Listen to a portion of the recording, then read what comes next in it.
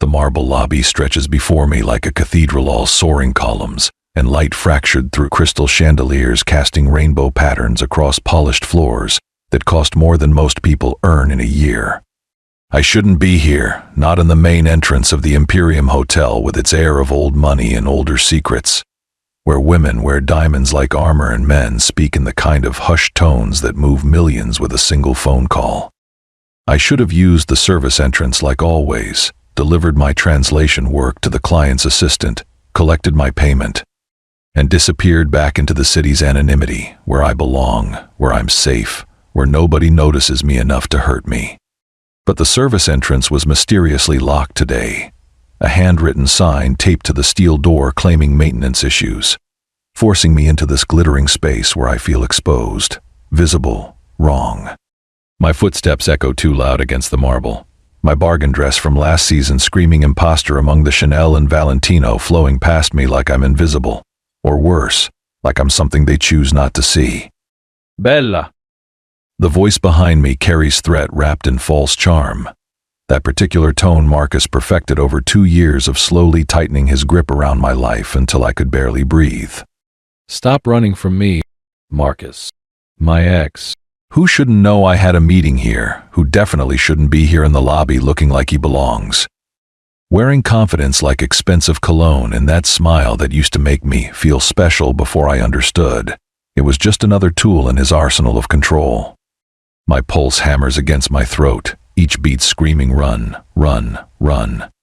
3 months of blocking his number, avoiding our old haunts, building a life separate from his influence, reconstructing myself piece by careful piece into someone who doesn't flinch at raised voices or apologize for taking up space, all of it crumbling because he's found me again, because his need to control me hasn't diminished in absence, only intensified into something darker, more desperate. I don't want to talk to you. I keep walking, counting steps to the elevator bank like a mantra, a prayer, a lifeline. 15 more steps. Just 15 steps to metal doors and escape, to any floor but this one, to anywhere he isn't. 14. 13. His reflection approaches in the polished marble columns, closing the distance with that predatory patience I know too well. You don't get to decide that. His hand closes on my wrist, not hard enough to hurt, never hard enough to leave evidence, but firm enough to communicate ownership, to remind me that he still thinks of my body as something he has rights to, something he purchased with 2 years of dinners and compliments laced with criticism. We're going to talk. You're going to explain why you humiliated me, why you made me look weak. Everything with Marcus circles back to his image, his reputation, his fragile ego that required my constant sacrifice to maintain, demanded I make myself smaller so he could feel larger, dimmed my light so his could seem brighter in comparison. I should have seen it sooner. Should have recognized the warning signs everyone says are so obvious in retrospect, but feel like love when you're drowning in them. Let go. I try to pull away, feeling eyes turning toward us, witnesses who will do nothing because this looks like a lover's quarrel. Because intervening in other people's drama isn't worth the inconvenience. Because my distress isn't urgent enough to disrupt their expensive afternoon. His grip tightens, fingers pressing into bone, and I see the calculation in his eyes. How far can he push before someone actually intervenes? How much can he take before I break again? Not until you listen. Not until you understand what you panic floods my system like ice water. The kind of primal fear that bypasses rational thought and goes straight to survival instinct. I yank hard, stumbling backward as his fingers release with a curse I hear but don't process. The elevator doors are opening 10 feet away, golden lights spilling into the lobby like salvation, like answered prayers, like the universe offering me one chance to escape. I don't think, don't look, don't calculate the wisdom of throwing myself into an elevator with strangers. I just move, launching myself forward into that light, into safety, into anywhere but here. I collide with something solid, warm, unmovable. Strong hands steady me, catching my arms before I can fall, and the touch is careful, controlled, completely different from Marcus's possessive grip. These hands hold without claiming, support without trapping, and even in my panic I register the difference, file it away as something important, something rare. "I'm sorry," I gasp, looking up into the face of the man I've just crashed into, ready to apologize and disappear into the elevator's corner where I can make myself invisible again. My apology dies unfinished, words evaporating like morning fog because the man steadying me isn't just attractive in the conventional sense. He's devastating. Tall enough that I have to tilt my head back to meet his eyes, dark-haired with threads of silver at the temples that suggest he's somewhere in his 30s. With a face carved from marble and shadow by an artist who understood that real beauty requires edges, requires darkness to define the light. His suit is tailored to perfection, the kind of expensive that doesn't announce itself with logos but whispers wealth in the quality of the fabric, the precision of the seams, The way it moves with his body like a second skin. But it's his eyes that stop my breath so dark, they're almost black, studying me with an intensity that should frighten me but somehow doesn't. That feels less like a stranger's curiosity and more like recognition. Like he's seeing something in me I didn't know was visible, something precious and fragile and worth protecting. "Bella!" Marcus's voice, closer now, urgent and angry, and desperate in that toxic combination that used to make me rush to soothe him, to fix whatever I'd supposedly broken, to shoulder blame that was never mine to carry. The stranger's eyes flick past me, his expression shifting to something cold and dangerous. Something that reminds me of winter storms and deep water, and things that look beautiful until you realize they can kill you. His jaw tightens almost imperceptibly, muscles tensing beneath skin. And I watch him catalog Marcus in a single glance, assess, judge, dismiss as unworthy of continued attention. Then his gaze returns to my face, and the corners of his mouth curve into a smile that promises both salvation and damnation. That suggests he knows exactly what's happening and has already decided how this story ends. "Going up?" He asks, his voice low and rich with an accent I can't quite place, something European woven through American inflections, Italian maybe, or something older. Something that speaks of bloodlines and old-world power structures that never really disappeared, just learned to wear better suits. "Please," I whisper, and I hate how desperate I sound. Hate that I'm begging this stranger for protection, hate that I need it at all. But desperate times and all that, and right now this man with his dangerous smile feels safer than the one I used to love. Used to believe loved me back before I understood that what Marcus called love was just possession wearing romance's mask. His hand moves, pressing the button to close the elevator doors with decisive finality. And I watch Marcus lunge forward, trying to block their closure with his arm. Trying to force his way into this small metal box where I've found temporary sanctuary. But the stranger shifts his body, a subtle movement that positions him between me and the narrowing gap between threat and safety. And the message is clear without being overtly aggressive, not a direct threat, but an absolute barrier, an immovable object meeting an unstoppable force and winning through sheer presence. The doors slide shut, cutting off Marcus's protest mid-word, severing his furious "you can't" just into silence, and the sudden quiet feels profound, feels like the moment after a storm passes. Feels like I can finally breathe again without glass in my lungs. The elevator climbs in silence, and I'm acutely aware of everything, the soft hum of machinery, the numbers ascending on the digital display, the subtle scent of his cologne mixing with fierce sweat and adrenaline. My heart pounding so hard I'm certain he can hear it, certain it's broadcasting my panic like a radio signal. I should thank him, apologize again for the collision, explain that I'm not usually the kind of woman who throws herself at strange men in hotel elevators, that I'm typically more composed, more professional, more something other than this trembling mess trying to remember how to be human instead of hunted. But something about his continued silence, his steady regard in the mirrored walls showing me his profile-sharp jawline, straight nose, lips pressed in a line that could be thought or decision or contained emotion makes words feel inadequate, makes small talk feel insulting to whatever just happened. "Thank you," I finally manage, because gratitude at least is honest. "My ex. I know who he is." The stranger's voice is calm, certain, carrying no surprise or curiosity. Just statement of fact delivered with the confidence of someone accustomed to knowing things other people think are secret. Marcus Reed, investment analyst. Trust fund baby playing at having a career. Living off his grandfather's real estate fortune while pretending his entry-level position at Whitmore Capital means he earned his penthouse view. I blink, cold understanding washing through me like ice water, because this isn't casual knowledge. Isn't the kind of information you pick up through social circles or LinkedIn profiles.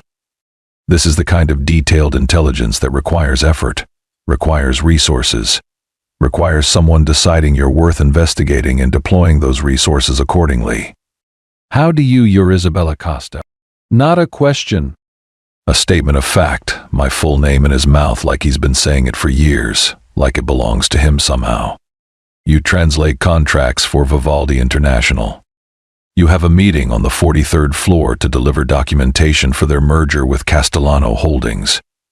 The contract's worth $800 million, and your translation fee is $12,000, which is criminally low considering you're translating 60 pages of technical legal Italian. But you don't negotiate because you're grateful for the work, grateful anyone trusts you with something this important. Grateful in ways that let people take advantage of your talent. He recites my life like he's reading from a file, and maybe he is. Maybe somewhere there's a dossier with my name on it containing everything I thought was private, my work history, my finances, my tendency to undervalue myself because 2 years with Marcus taught me that asking for what I'm worth is selfish, is aggressive, is unfeminine in ways that make men uncomfortable. You've been watching me. The words emerge flat, dead, because there's no point in making it a question when we both know it's true. When the evidence is standing beside me in an elevator climbing toward a floor where I'm supposed to deliver contracts worth more than I'll earn in a decade. I've been waiting for you. He says it simply, like it's the most natural thing in the world, like patient surveillance of my life is somehow romantic rather than terrifying, like stalking becomes courtship when delivered with enough confidence and expensive tailoring. The service entrance wasn't locked by accident. Marcus didn't find you here through coincidence. You were meant to be in that lobby at exactly that moment, meant to run exactly where you ran, meant to find exactly who you found. The elevator stops. 43rd floor. My destination, my client, my $12,000 that will cover 2 months of rent, and maybe let me build a small emergency fund. Maybe let me feel financially stable enough to sleep through the night without calculating how many clients I'd need to lose before I'm homeless. The doors open, revealing an empty hallway stretching in 2 directions, my client's office to the left. Escape to the right, emergency stairs and other elevators, and anywhere away from this man who knows too much, who admits to orchestrating my panic, who apparently thinks manufacturing my distress is an acceptable opening move in whatever game he's playing. My feet don't move. I should walk away, should deliver my documents, collect my payment, find another route home that doesn't involve the Imperium Hotel's main lobby or men who engineer chance encounters. Every instinct screams danger. Every lesson Marcus taught me about recognizing red flags and trusting my gut says run. Says don't engage with someone who admits to manipulation with such casual confidence. You're afraid, he observes, still not moving, not crowding me, not blocking the exit, just watching with that unsettling intensity like I'm a equation he's solving, a problem with variables he's already calculated. But not of me. Even now, recognizing danger, understanding that I've been orchestrating your movements. You're more afraid of what waits back in that lobby than what stands beside you in this elevator. That fear differential tells me everything I need to know about your situation, about what you need, about what I can offer. He's right. God help me, he's right, and I hate that he can read me so easily. Hate that my fear is that transparent. Hate that 3 months of rebuilding myself into someone strong and independent can be shattered by one encounter with Marcus in a hotel lobby. Who are you? The question emerges smaller than I intended, and I see something flicker in his eyes, satisfaction maybe, or recognition, or the particular pleasure of a hunter watching prey walk into a trap while thinking they're making a choice. Dante Marchesi. He offers his hand formally, as though we're meeting at a business function, rather than in an elevator after he's admitted to stalking me. After he's demonstrated knowledge of my life he shouldn't possess. After he's revealed himself as someone who manipulates circumstances to achieve desired outcomes. His hand hangs in the air between us, and taking it feels significant. Feels like accepting something more than a handshake, like signing a contract I haven't read. And I have a proposal that will solve your problem with Marcus permanently. I should walk away. Should deliver my documents, collect my payment, and find another route home, another hotel for future meetings. Another life that doesn't intersect with men who manufacture salvation to make themselves look like saviors. Should remember that people who create your problems can't be trusted to solve them. That rescue isn't real when the danger was designed. Instead, I find myself asking, what kind of proposal? His smile deepens, something triumphant flickering in those dark eyes. And he steps forward to press the button holding the elevator doors open, releasing them to slide shut with us still inside, cutting off my escape route with mechanical finality. The kind where you give me 6 months, and I give you freedom. The elevator resumes its climb and I watch the numbers ascending 44, 45, 46, wondering what floor this conversation ends on, wondering if I'm ascending or falling. Wondering if there's any difference when you're trapped in a box with someone who's already proven they can predict your movements, manipulate your choices, engineer your reality without you noticing until it's too late. Over the next 3 weeks, I discover that Dante Marchesi is nothing if not patient. He doesn't push, doesn't crowd, doesn't demand immediate answers to proposals delivered in elevators. Instead, he becomes a presence in my life so gradually, I almost don't notice the integration until his absence feels wrong, until I catch myself looking for him in spaces where he shouldn't be, but somehow is. It starts small. The coffee shop where I work on translations 3 mornings a week, hunched over my laptop nursing a single cup of Earl Grey for hours because refills are free and rent is expensive. I'm deep into a pharmaceutical contract, wrestling with technical terminology that doesn't translate cleanly from Italian to English, when someone occupies the table beside mine. I glance up, ready to be annoyed by proximity in a half-empty cafe, and find Dante settling into his chair with a newspaper and espresso like this is his regular spot. Like he's been coming here for years, instead of materializing in my peripheral vision like expensive smoke. He doesn't speak, doesn't acknowledge our previous encounter. Just reads his paper and drinks his coffee while I try to focus on capsule dissolution rates and bioavailability metrics. But I'm aware of him the way you're aware of storms building on the horizon, aware of pressure changing, aware that something significant is approaching whether you're ready or not. The second morning, he's there again. Same table, same paper, same espresso, but this time when I struggle with a particularly complex phrase about regulatory compliance. He speaks without looking up from his reading.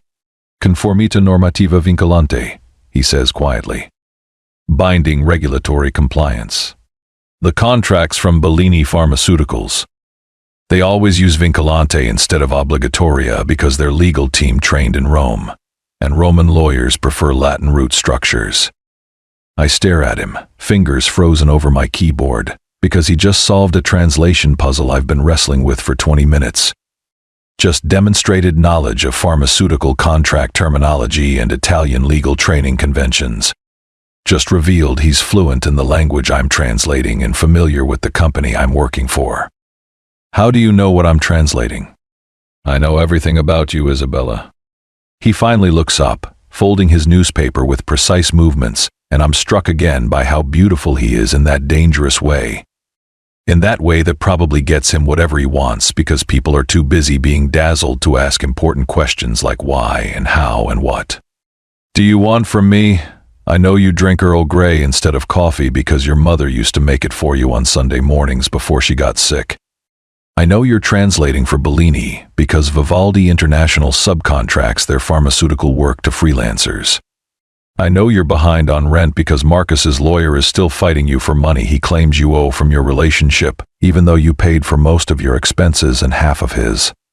The casual recitation of my private struggles should terrify me. Should send me running from this cafe, this man, this situation that screams danger in neon letters. But instead, I feel something else seen. known. Like someone's been paying attention to the details of my life that I thought were invisible, that I believed nobody noticed or cared about. That's not normal, I say, but my voice lacks conviction, lacks the outrage I should feel. Nothing about my world is normal. He stands, leaving money on the table for his espresso, too much money. The kind of tip that makes baristas remember you fondly. But I can make your world safer, Isabella. Think about my proposal. 6 months. That's all I'm asking. He walks away before I can respond, leaving me with pharmaceutical contracts and the lingering scent of his cologne, and the dangerous warmth spreading through my chest that feels suspiciously like hope. The third week it rains. Not the gentle spring rain that refreshes the city, but the kind of downpour that turns streets into rivers and sends people scrambling for cover. That soaks through cheap umbrellas and ruins bargain shoes and reminds you that nature doesn't care about your schedule or your deadlines or your desperate need to get home before dark because your neighborhood isn't safe after sunset. I'm standing under a bodega awning watching water sheet from the sky, watching my phone's weather app promise another hour of this deluge, calculating whether I can afford a cab or if I'm walking 3 miles home in clothes that will take days to dry. Ms. Costa. A voice behind me, and I turn to find a man in a black suit with an umbrella, standing beside a town car with tinted windows. Mr. Marchese thought you might need a ride. I should refuse. Should maintain boundaries. Should remember that accepting favors creates obligations. Should keep this strange man with his unsettling knowledge at a distance. I can't accept, I start, but the driver Paolo, his name badge reads just, smiles patiently. Mr. Marchese anticipated you'd refuse. He asked me to tell you that refusing a ride in a thunderstorm isn't independence, it's stubbornness, and that pneumonia won't impress anyone. Despite everything, I laugh. Because he's right, and because the phrasing sounds exactly like something Dante would say. That particular blend of concern and condescension that shouldn't be charming but somehow is. I refuse twice more over the following weeks, once when I'm genuinely fine, once when I'm testing boundaries, seeing if no actually means no or if he'll push.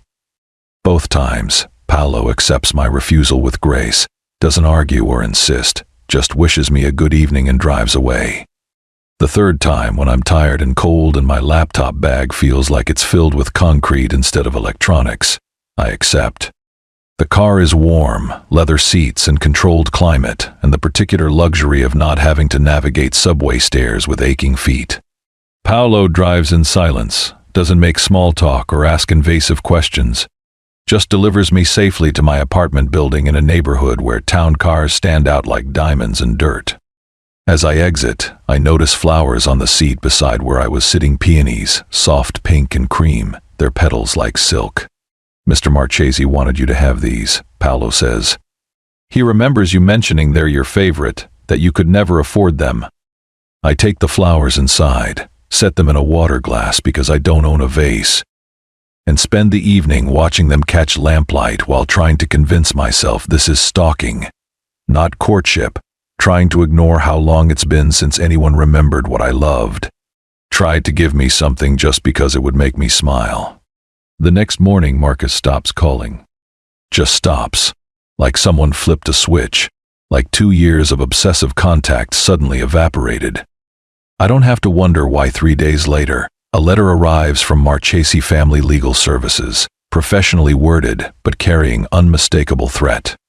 The letter suggests that continued contact with Ms. Isabella Costa constitutes harassment and will be met with legal action from the Marchese family's considerable legal team.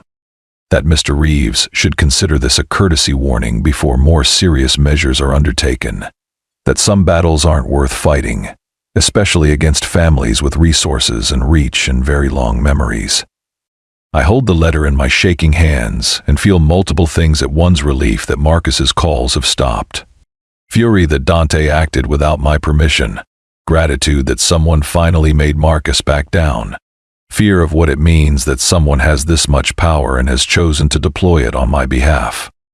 That evening I find Dante in Central Park, sitting on a bench near the Bethesda fountain like he's been waiting, like he knew I'd come looking for him once I received the letter. You had no right, I say, and my voice shakes with anger I'm entitled to feel. You don't get to make decisions about my life without asking. You're right, he agrees immediately. No defensiveness, no justification. I overstep. I saw a problem I could solve and solved it without considering that maybe you wanted to handle it yourself. Wanted to prove you could make him stop without help. Without intervention from men with money and lawyers and the kind of power that makes restraining orders redundant. His acknowledgement of wrongdoing disarms me more effectively than any argument could. Marcus never apologized, never admitted fault, never gave me the validation of knowing my feelings mattered more than his intentions. Then why did you do it? I sit beside him on the bench, maintaining careful distance, watching fountain. Water catch afternoon sunlight in patterns that shift and reform and never repeat. Because I'm selfish, he says simply. Because I want you to accept my proposal, and you can't seriously consider it while you're spending energy avoiding your ex, looking over your shoulder, wondering when he'll appear next. I removed an obstacle because it served my interests, and I'm not going to pretend it was purely altruistic. But Isabella, I need you to understand something. He turns to face me fully, and the intensity in his eyes pins me in place, makes the park and the fountain and the city fade until there's just his voice, his words, his terrible honesty. I will always act in your best interest when it aligns with mine. I will protect you ruthlessly because keeping you safe serves my goals. I will remove threats and smooth paths and manipulate circumstances because I want you in my world, in my life, and I'm willing to engineer reality to make that happen. I won't lie about my methods. I won't pretend I'm some white knight rescuing you from darkness. I'm not light, Isabella. I'm shadow. But I'm shadow that will keep other shadows from touching you, that will stand between you and everything that wants to hurt you, that will burn the world down before I let anyone make you feel small again. I should be terrified. Should recognize this confession as the red flag it is, should hear the obsession and possession woven through his words like poison through silk. But all I can think is that he's honest. Brutally, devastatingly honest in ways Marcus never was, in ways that feel like solid ground after years of shifting sand. I need time, I tell him. Time to think about your proposal, time to understand what you're really offering, time to decide if I'm strong enough to enter your world, or if I'm just trading one prison for a prettier cage. Take all the time you need, he says, standing to leave, giving me space I didn't ask for but appreciate anyway. I've waited 5 years. I can wait a few more weeks. He walks away before I can ask what he means by 5 years, before I can question why that specific number, before I can understand that some confessions are too significant to deliver in parks on Thursday afternoons. 6 weeks after our elevator encounter, Dante invites me to dinner at his private estate, a renovated brownstone in the Upper East Side that speaks of generations of wealth and power. That probably costs more per month in property taxes than I earn in a year. I almost refuse out of principle, out of self-preservation, out of the lingering voice in my head that sounds like Marcus telling me I'm not sophisticated enough for places like this, not polished enough for men like him. But curiosity wins. Curiosity about Dante, about his proposal, about what kind of man orchestrates chance encounters and admits to manipulation with such casual confidence. The brownstone's interior steals my breath, dark wood paneling and art that probably costs millions, and windows overlooking the city like it's a kingdom spread out for viewing pleasure. Everything speaks of old money, the kind that doesn't announce itself but whispers wealth in the quality of light. Fixtures and the age of wine bottles and the way silence itself sounds expensive. Dante greets me at the door himself, no staff or formality, just him in casual clothing that somehow looks more expensive than his business suits. He leads me to a private dining room where a table is set for 2. Candles throwing warm light across crystal and china, and I realize this isn't just dinner, this is seduction, this is strategy, this is him deploying every advantage to make his case. Over wine that costs more than my monthly rent and food, prepared by a private chef who apparently works for him regularly. He lays out his proposal with the precision of a business presentation. Except this business is my life, my future, my agreement to enter a world I don't fully understand. I need a wife, he says bluntly. No preamble or soft introduction, just direct statement of purpose. Not for love, not for children, not for any of the traditional reasons people marry. I need someone at my side for business and social purposes, someone who understands discretion, who can navigate my world without drawing unwanted attention, who can sit through 4-hour charity galas and smile at people who've done terrible things while making polite conversation about their children's schools. Why me? The question emerges smaller than I intended, and I hate that I'm asking, hate that some part of me still needs external validation, still questions why anyone would choose me when the world is full of more obvious options. I could have anyone who wants something from me, he corrects, swirling wine in his glass and watching light refract through burgundy liquid. Status, money, connection to my name and power, access to circles they couldn't enter on their own merit. But those women would always be performing, always calculating angles, always wondering what they can extract from the arrangement. You don't want any of that, Isabella. You want independence, safety, the freedom to build your translation business into something significant without worrying about rent or Marcus, or whether accepting the wrong client will put you in danger. You want to exist without fear, and that particular want is something I can provide. He leans forward, candlelight casting his face in dramatic relief, all sharp angles and dark eyes and intensity focused entirely on me like I'm the only thing in the world worth his attention. I can give you all of that. In exchange, you give me 6 months. You attend events with me. You play the devoted girlfriend, then fiancé, then wife. You legitimize my position in ways that a man alone cannot achieve in certain business circles where family still matters, where old money judges new power, where having a beautiful, intelligent woman at your side signals stability and success in languages that transcend quarterly earnings. And after 6 months, I ask, because there has to be more to this story, has to be some reason he's offering what sounds like a fairy tale wrapped in a business contract. After 6 months, we discuss whether to continue or dissolve the arrangement. If you choose to leave, you do so with significant financial compensation and my continued protection from anyone including Marcus who might threaten your peace. You'll have 6 months of high-level translation experience, connections to clients who pay what you're worth, and the financial security to build your business without desperation driving your decisions. It sounds too good to be true, and my instincts scream that deals this perfect always hide terrible costs. Always have clauses written in invisible ink that only appear after you've signed. What do you really get from this? I press, because there has to be more than just someone to attend parties with. Has to be some reason he's offering me the world in exchange for my presence. There has to be more than social legitimacy.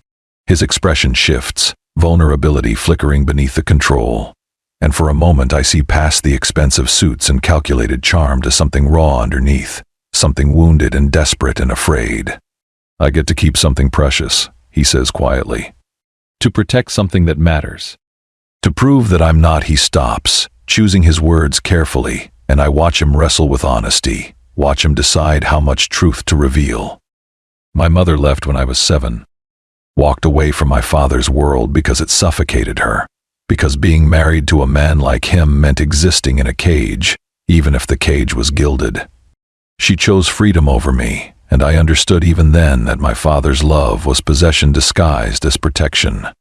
I swore I would never be him, would never trap someone who wanted freedom, would never mistake control for care. But I need to prove I can do it differently. I need to prove that I can care for something without destroying it, that I can love without consuming, that I can give someone freedom within my protection instead of despite it. The confession breaks through my remaining resistance because I understand that kind of wound, that kind of formative damage that shapes everything that comes after. Marcus taught me that love and control can look identical until you're drowning. Dante's admitting he's afraid of becoming the same thing, and that self-awareness feels significant, feels like maybe he actually can do it differently. 6 months, I agree, and I watch something like relief flood his features. But I want contracts. Legal protection. Guarantees that you can't just decide to extend this arrangement against my will, that you can't change the terms once I'm in too deep to easily escape. Of course. His smile returns, predatory and satisfied and victorious in ways that should alarm me but somehow don't. I've already had my lawyers draw up the paperwork. You should have your own lawyer review it before signing, though I suspect you won't because lawyers are expensive, and you'll convince yourself you understand the legalese well enough to protect yourself. He produces documents from his jacket-thick contracts already prepared, as though my agreement was inevitable, as though he knew from our elevator encounter exactly how this would end. I page through the legalese, trying to focus on terms and conditions, while painfully aware of him watching me. Aware that this is a test I'm probably failing, aware that I should take these documents home, should have a lawyer review them, should take time and care and all the precautions everyone says are so obvious in retrospect. One section catches my attention, the phrasing oddly specific, oddly defensive. This agreement establishes no legal marital bond and carries no spousal rights or obligations beyond those explicitly stated herein. The language seems designed to deny something, to protect against some claim I don't understand. But I'm tired of being careful, tired of protecting myself from dangers that find me anyway, tired of refusing help because accepting it feels like weakness. I sign anyway, my signature looking small and uncertain next to his bold scrawl, and I tell myself this is choice, this is agency. This is me taking control of my narrative instead of letting circumstances write my story.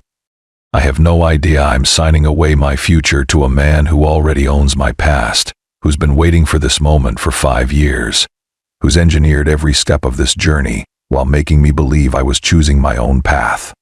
The arrangement begins simply enough. I move into Dante's brownstone, not into his bedroom, but into a private suite on the 3rd floor with its own entrance, bathroom, and small kitchen. He's true to his word about privacy and independence, never entering my space without invitation, never assuming access to my body as part of our agreement, never treating me like property he's purchased. But independence within his walls still means existing in his world, breathing his air, living by rhythms that aren't my own. I learn the household routine like a language I'm translating in real time. Maria manages the staff with quiet efficiency, appearing and disappearing like expensive smoke, ensuring the house runs smoothly without ever intruding on private moments. Paolo serves as Dante's right hand, handling everything from driving to security to the kind of problems that require discreet solutions and don't leave paper trails. Security personnel rotate through in shifts I learn to track by face and posture, men with military backgrounds and eyes that track movement, that catalog exits, that treat the brownstone like a fortress protecting something valuable. I learn that Dante rises at 5 every morning for a run through streets that clear before him.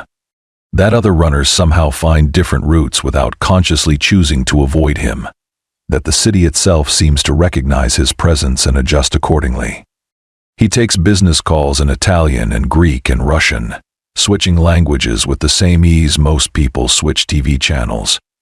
And I realize his world extends far beyond legitimate real estate ventures, far beyond the businesses listed on official documents. I learn his darkness in increments, in revelations that should send me running but somehow don't.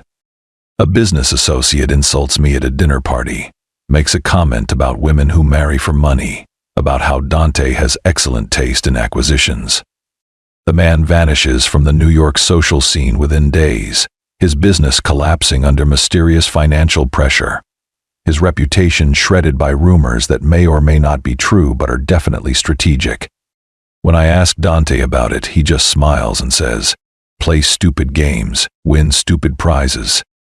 Like destroying someone's entire life is a proportional response to casual rudeness. I notice the way other men drop their eyes when Dante enters a room, recognition and fear mingling in their expressions. And I understand I'm living with someone who commands through threat, whose power rests on the foundation of violence even when he never personally commits it.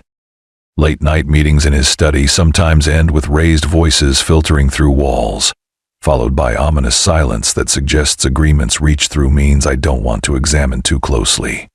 I find a gun in his desk drawer one afternoon when I'm looking for a pen, and the weapon is cleaned and loaded and ready, suggesting it's not decorative, not a family heirloom, not something that exists purely as symbol. It's a tool, maintained for use, and seeing it makes my mouth go dry with the understanding of what Dante really is, what world I've entered, what protection means in his vocabulary. But alongside the danger, I discover unexpected gentleness that makes everything more complicated, that makes it impossible to simply categorize him as villain or savior, that forces me to hold contradictions in my mind simultaneously. He remembers I don't like seafood and ensures it never appears at meals, even when hosting dinner parties where lobster would be expected. Even when it means quietly rearranging entire menus to accommodate my preferences without announcing the accommodation, without making me feel like I'm causing inconvenience. He creates a small office space for my translation work, equipped with everything I mentioned needing in passing conversations. I didn't realize he was cataloging ergonomic chair, dual monitors, reference library of technical dictionaries, lighting that doesn't cause eye strain during long sessions. He attends my literacy center presentation on immigrant integration, sitting in the back with none of his usual entourage, asking intelligent questions afterward about language barriers and systemic obstacles, donating enough money afterward to fund the program for 2 years. He never enters my suite without invitation, never assumes physical intimacy is part of our arrangement, never touches me without permission even in public, when playing devoted boyfriend would be easier with casual physical contact.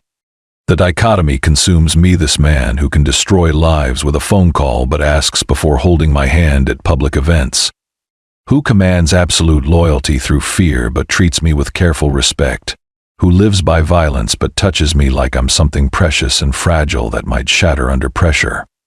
Maybe you know this feeling, lying awake at 3 a.m., wondering if you're falling in love or falling into danger, if there's any difference when someone sees all your broken pieces and decides they're beautiful anyway.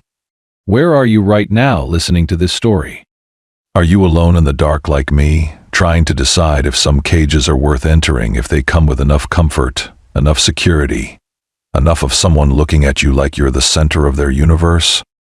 The second month brings a parade of charity galas and business dinners and society events where I learn to play devoted girlfriend with increasingly less acting required.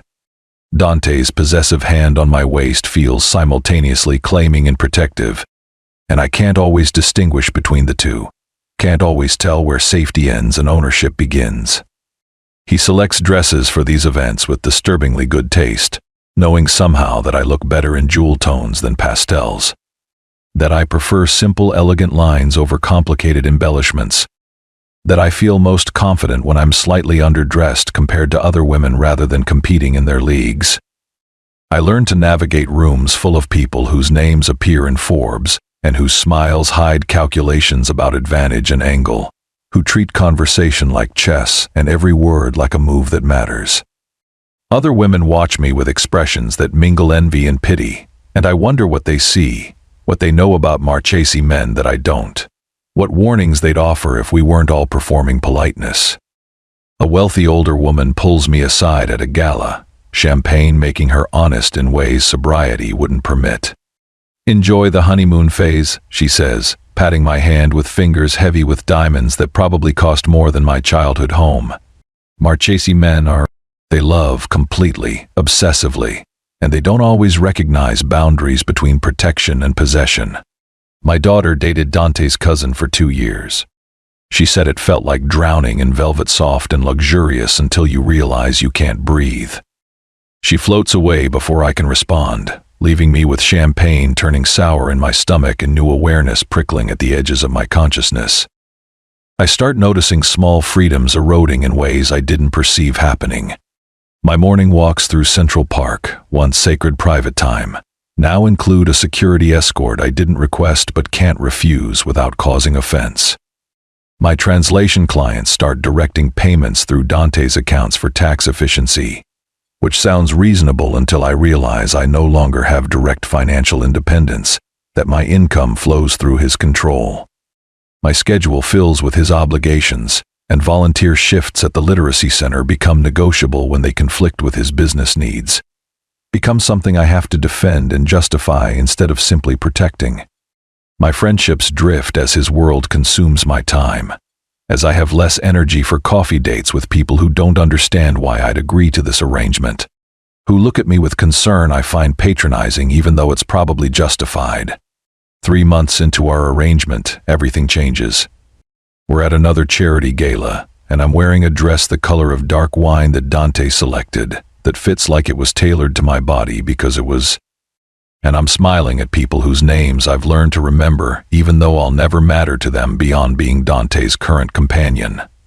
I'm performing the role we agreed on, playing devoted girlfriend with enough authenticity that I'm not always sure where performance ends and genuine feeling begins. Then I see Marcus across the ballroom, and my blood turns to ice water. He shouldn't be here. The Marchesi name should have been enough to keep him away from anywhere I might be, should have communicated that pursuing me means inviting consequences he can't afford. Yet there he stands by the bar, watching me with an expression that mingles hurt and fury and something darker. Something that suggests the 3 months of silence haven't cooled his obsession but concentrated it into something more dangerous. Dante notices immediately, his body tensing beside me, his hand tightening on my waist in a grip that's pure possession now, no pretense of casual affection. "Stay with me," he murmurs against my ear, his breath warm and his voice carrying command that's not request but order. "Don't leave my side. Don't engage. Let me handle this." But Marcus approaches anyway, pushing through the crowd with wine-fueled courage. With the desperation of someone who's lost everything and has decided he has nothing left to lose. That burning bridges is acceptable when you're already standing in ashes. "Bella." My name on his lips sounds like accusation, like I'm the one who's wronged him, like my escape from his control is betrayal that requires answering. "We need to talk." "I deserve an explanation. I deserve you deserve." Dante's voice cuts through Marcus's protest like a blade, cold and sharp and carrying absolute certainty. "You had your chance with her and failed. You had 2 years to treat her well and chose to make her small instead. She's moved on, Marcus. I suggest you do the same before your situation becomes significantly worse than it already is." "Who the hell are you to tell me?" Marcus starts, but Dante interrupts with the kind of smile that doesn't reach his eyes. That communicates violence without explicit threat. "I'm the man who will ensure you never work in this city again if you speak another word to her," Dante says, his tone never rising, never threatening overtly. The danger is in his certainty, his complete confidence that he can and will destroy Marcus without effort. That ending someone's career and reputation is as simple as making a few phone calls to the right people. "Leave now, Marcus, or I'll have you removed in a manner you'll find deeply embarrassing." I'm trying to be civilized about this because we're at a charity event, but my patience has limits and you're testing them. Marcus's face flushes with humiliation, with impotent rage, with the particular fury of men who've always gotten their way through intimidation and suddenly find themselves outmatched. He looks at me, searching for the woman who used to apologize for his anger, who smoothed over his outbursts, who made herself smaller to accommodate his ego, who existed as support character in the story of his life. But that woman is gone, dissolved like sugar in water, replaced by someone who stands beside a man powerful enough to unmake Marcus with a single phone call. Someone who doesn't flinch when Marcus raises his voice, someone who's learned that protection can be intoxicating even when it borders on possession. "You'll regret this," Marcus spits, but he's already backing away. Already retreating because for all his bluster he recognizes predator when he sees it, recognizes that some battles aren't worth fighting. "Both of you will regret this." He disappears into the crowd, and I find myself shaking not from fear but from the sudden understanding of what Dante represents. What power deployed in my service feels like, what it means to have someone willing to destroy my enemies without hesitation or remorse. "Thank you," I whisper, and my voice trembles with emotion I can't fully name. "Never thank me for protecting what's mine." The word should sound controlling, possessive, wrong, but his tone carries something else underneath: devotion, desperation, the particular terror of someone afraid of losing something precious. "No one threatens you while you're under my protection, Isabella. No one. I don't care who they are, what they want, what they think they're owed. You're mine to protect, and I take that responsibility seriously." That night, something shifts between us. The car ride home pulses with tension that's been building for 3 months. with proximity and danger and adrenaline mixing into something combustible. City lights blur past the windows, and I'm acutely aware of every breath, every heartbeat, every inch of space separating us on the leather seat. I should stay on my side of the car, should maintain the professional distance we've carefully constructed, should remember this is an arrangement with an expiration date, should protect myself from getting too attached to someone who openly admits to manipulation and control. Instead, I lean across the space separating us, frame his face with my hands, and press my lips to his. The kiss is everything I didn't know I needed: explosive and tender, claiming and surrender. 3 months of carefully controlled attraction finally released like pressure valve opening. He tastes like expensive whiskey and danger, and something uniquely him that I want to drown in, want to consume, want to let consume me in return. When we break apart, his eyes are wild with something beyond desire, something that looks like possession and triumph and terror all mixed together. Bella, he breathes my name like prayer, like benediction, like I'm salvation and damnation combined. You don't know what you're starting. You don't understand what this means to me, what you mean to me. Then show me, I challenge, because I'm tired of careful, tired of controlled, tired of denying what I want out of principle or self-protection or fear of getting hurt. Show me everything, Dante. Show me your world, your darkness, all the things you've been holding back because you thought I couldn't handle them. I'm stronger than you think. He does. That night, I moved from the 3rd floor to the 5th, from my independent suite to his bedroom, from arrangement to relationship, from protection to possession, from careful distance to consuming proximity. We cross boundaries that can't be uncrossed, burn bridges that can't be rebuilt, and I tell myself it's still my choice, still my decision, still me maintaining agency and control. I don't yet understand that choice is an illusion when someone's been engineering your decisions for months. When every option presented has been carefully curated to lead exactly where they want you to go. When the trap was so well constructed you never noticed the walls closing in. The 4th month should be perfect. I'm living in luxury, protected by someone powerful, building my translation business with clients who actually pay what I'm worth, existing without constant fear or financial stress, or the weight of survival crushing my chest every morning. I should be grateful, should be happy, should recognize this is exactly what I asked for when I signed those contracts in Dante's dining room over wine and candlelight. But I'm suffocating, and I don't know when the air got thin. My laptop mysteriously requires repairs, something about hard drive corruption that the technician can't quite explain, and Dante provides his own for me to use temporarily. The replacement works perfectly, runs faster than my old machine, has all the software I need already installed like someone prepared it specifically for me. What I don't know is that it's equipped with tracking software, that every keystroke is logged, every website visited recorded, every email monitored.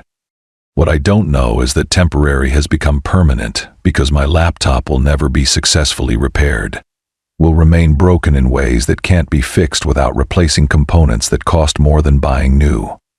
My clients continue directing payments through Dante's accounts, and when I suggest returning to direct payment, there are reasonable explanations about tax implications and business structure and how this arrangement benefits me even though I'm losing visibility into my own finances.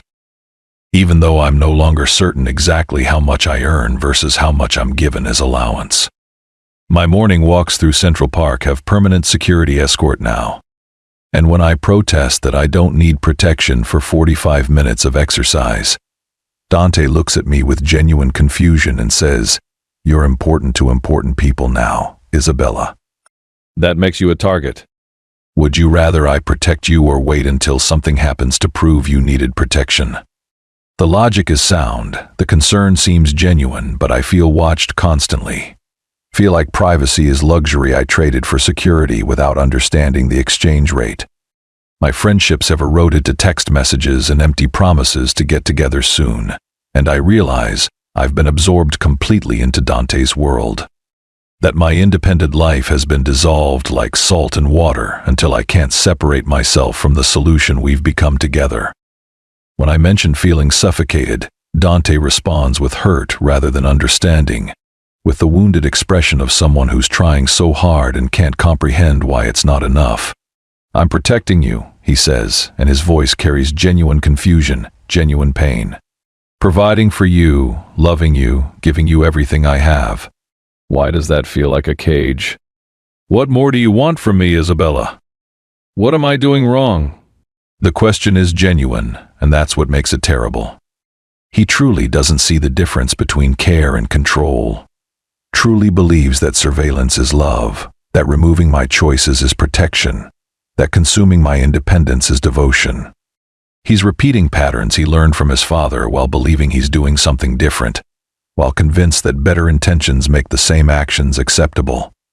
The fight erupts over something small. Dante canceling my volunteer shift at the conflicts with a business dinner he needs me to attend. Making the decision without consulting me, announcing it like it's already settled, like my time is his to allocate. "You can't just decide how I spend my time," I argue, frustration boiling over after months of small concessions, after death by 1,000 cuts to my autonomy. "That's my commitment, Dante. Those students depend on me. I can't just not show up because you have a dinner party. And my business depends on you being where you agreed to be," he counters, his voice cold, controlled, carrying the edge of someone whose patience is fracturing. "You signed a contract, Bella. 6 months of your time in exchange for my protection and resources. Or have you forgotten that arrangement? Have you forgotten what you agreed to?" "I haven't forgotten anything," I shoot back. "But you're treating me like property, not a partner. You're making decisions about my life without consulting me, tracking my movements, controlling my finances, isolating me from everyone who isn't connected to your world." "This isn't protection, Dante. This is possession. Property." Something dangerous flashes in his eyes, something that reminds me he's not just the man who touches me gently in the dark, but someone capable of violence, someone who destroys people who displease him. "If you were property, I could keep you locked in this house. I could eliminate every choice that threatens your safety or my interests. I could make you completely dependent on me in ways you can't even imagine. I don't do those things because I'm trying very hard to love you the right way, instead of the only way I know how." The confession stops me cold because beneath his anger I hear fear, genuine terror that he's failing at something essential, that he's becoming exactly what he swore he wouldn't be. "How do you know how?" I ask more gently, anger draining into something like pity, like recognition of shared damage. "To love someone the right way? I don't," he admits, raw honesty replacing controlled fury. "My mother left when I was 7, walked away without looking back because my father's world suffocated her, because his love was cage, not freedom, because he confused possession with protection and control with care. I watched her choose nothing over us, over me, and I swore I would never be him, would never trap someone who wanted freedom, would never mistake controlling someone for loving them. But here I am, watching you pull away, feeling you slip through my fingers, and every instinct screams to tighten my grip, to hold harder, to lock you down before you disappear like she did." "Dante." I move toward him, but he steps back, maintaining distance. "Don't," he says quietly. "Don't comfort me when I'm trying to release you, when I'm trying to prove I can love you without consuming you. Go to your literacy center. I'll attend the dinner alone. Prove to both of us that you can leave and come back, that you choose to return instead of returning because you have no other options." I go, and I come back. Because despite everything, despite the suffocation and control and erosion of independence, some part of me doesn't want to leave, doesn't want to lose what we've built even if the foundation is cracked, even if the structure might collapse. But the pattern repeats his control disguised as care, my resistance met with wounded withdrawal. Both of us trapped in a dance neither knows how to stop, both moving toward disaster we can see coming but can't prevent. The 5th month brings mounting evidence that something is deeply wrong, that the story I've been telling myself about Dante and our arrangement and my choices doesn't match reality. I start noticing inconsistencies in casual conversations, details that don't add up, knowledge he shouldn't possess. A photograph in his study catches my attention one afternoon when I'm searching for a book. It's small, tucked between larger frames, easy to overlook unless you're specifically looking. The photo shows a college graduation, my college graduation specifically, taken from the back of the auditorium showing me receiving my diploma. I wouldn't think anything of it, except Dante shouldn't have been there, shouldn't have known about my graduation, shouldn't have photographs of an event from 6 years ago when we supposedly met 4 months ago. When I ask about it, he deflects smoothly, explanation ready like he prepared for this question.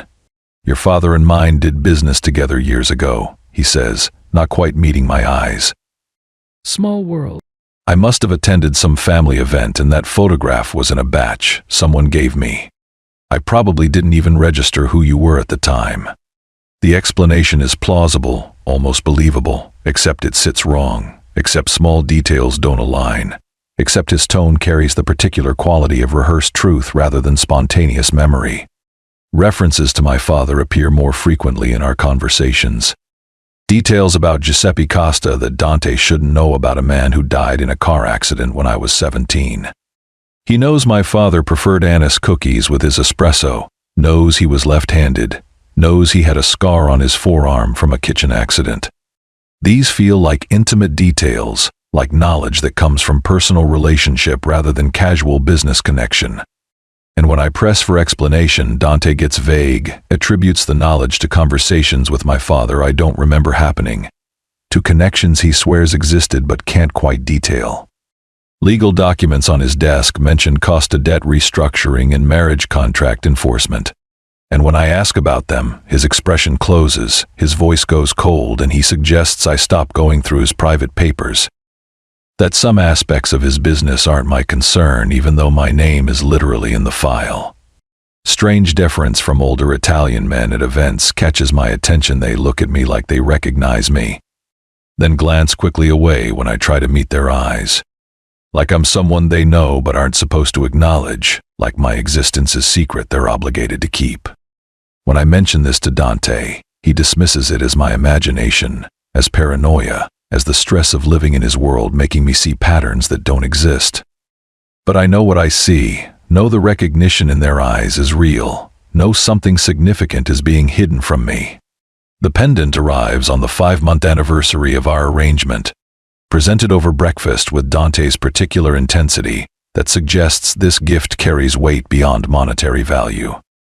It's an antique gold piece, delicate etching forming patterns that look like they might be family crest or sigil. Beautiful in that way old jewelry is beautiful, carrying history and weight and significance in every curve. This belonged to my mother, he says, moving behind me to fasten it around my neck, his fingers careful against my skin. She left it behind when she walked away from my father, when she chose freedom over family. It's the only thing of value she ever gave me, the only piece of her I have left. I want you to wear it, Isabella. I want you to have something that matters to me, something that represents what you've become in my life. The gesture is deeply romantic, devastatingly intimate, the kind of thing that should make me melt, should make me feel honored and cherished and precious. Instead, I feel the weight of the pendant like a collar, feel the significance of accepting his mother's jewelry like accepting claim I haven't explicitly agreed to. Dante, I can't accept this, I start, touching the warm metal at my throat. It belongs with you, he interrupts, his fingers tracing my collarbone in a touch that's possessive and gentle simultaneously. Everything I have belongs with you now, Isabella. Everything I am belongs with you. That pendant has been waiting for years to find the right neck, the right woman, the right moment. This is that moment. You are that woman. Later that night, unable to sleep, anxiety crawling through my chest like insects, I examine the pendant more closely under lamplight. The etching is more detailed than I initially realized, patterns that might be decorative, or might be letters in a style I don't immediately recognize. Inside the locket portion, hidden unless you know to look, I find an engraving so faint I almost miss it. Letters worn by time but still legible if you angle the gold to catch light correctly. Acosta always honors her debts. My family name. In his mother's pendant. Engraved decades before I was born, before my father met my mother, before I existed as possibility rather than reality. The room spins as connections form in my mind. Impossible, terrible connections that can't be true but explain everything. That rewrite every moment of our relationship, that transform romance into something darker, something planned, something that existed before I was born. I need to know. Need to understand what this engraving means, why my family name is connected to his mother's jewelry, what debts were owed, and by whom, and what they have to do with me standing in Dante Marchese's bedroom at 3 a.m. with his pendant around my throat like a brand. The next morning, I do something I've never done before. Something that violates the careful boundaries we've maintained. Something that crosses lines I never thought I'd cross. I search Dante's study while he's out, while Paolo drives him to some business meeting that will consume the morning, while Maria shops for dinner and the house is empty except for security personnel, who stay outside and don't monitor internal movements. The file is in his locked desk drawer, and I pick the lock with a hairpin, my hands shaking so badly I can barely manipulate the mechanism. My heart pounding so hard I'm certain someone will hear it and investigate. The lock finally gives with a soft click that sounds deafening in the quiet study. Inside the drawer, beneath legal documents and business contracts and papers I don't have time to examine, I find a file folder labeled Costa Marchese contract in precise handwriting that has to be Dante's. I open it with trembling fingers, and the first document destroys my reality. It's a marriage contract, formal and legal and terrifying in its specificity. The signatures at the bottom belong to Giuseppe Costa, my father, and Antonio Marchese, Dante's father. The date is 28 years ago, 3 years before I was born, when my father was apparently deep in gambling debts to the Marchese family. The terms are simple and devastating. All debts forgiven in exchange for Giuseppe Costa's daughter's hand in marriage to Antonio Marchese's son, when she reaches legal age. Binding families together, settling obligations through the only currency my father had left to trade my future, my body, my choice. Sold before I existed to pay for mistakes I didn't make. Beneath the contract is a marriage certificate dated 5 years ago, bearing Dante Marchese's signature and Isabella Costa's signature. Except the signature isn't mine. It's close, good forgery would probably pass casual inspection, but I know my own handwriting and this isn't it. The loops are wrong, the pressure is different. The capital B doesn't have the particular flourish I always include. Someone forged my signature. Someone created a marriage certificate without my knowledge or consent. Someone has been claiming me as wife for 5 years, while I lived my life completely unaware of the legal fiction binding me to a man I'd never met. The surveillance reports underneath chronicle every aspect of my life for 5 years. My college graduation is documented with photographs taken from distance, showing me in cap and gown, surrounded by classmates, completely unaware I'm being watched. My mother's funeral is recorded with clinical detail, noting my emotional state, my financial situation afterward, my vulnerability. My relationship with Marcus is tracked from first date to breakup, with particular attention paid to his controlling behavior, his emotional abuse, his systematic isolation of me from friends and family.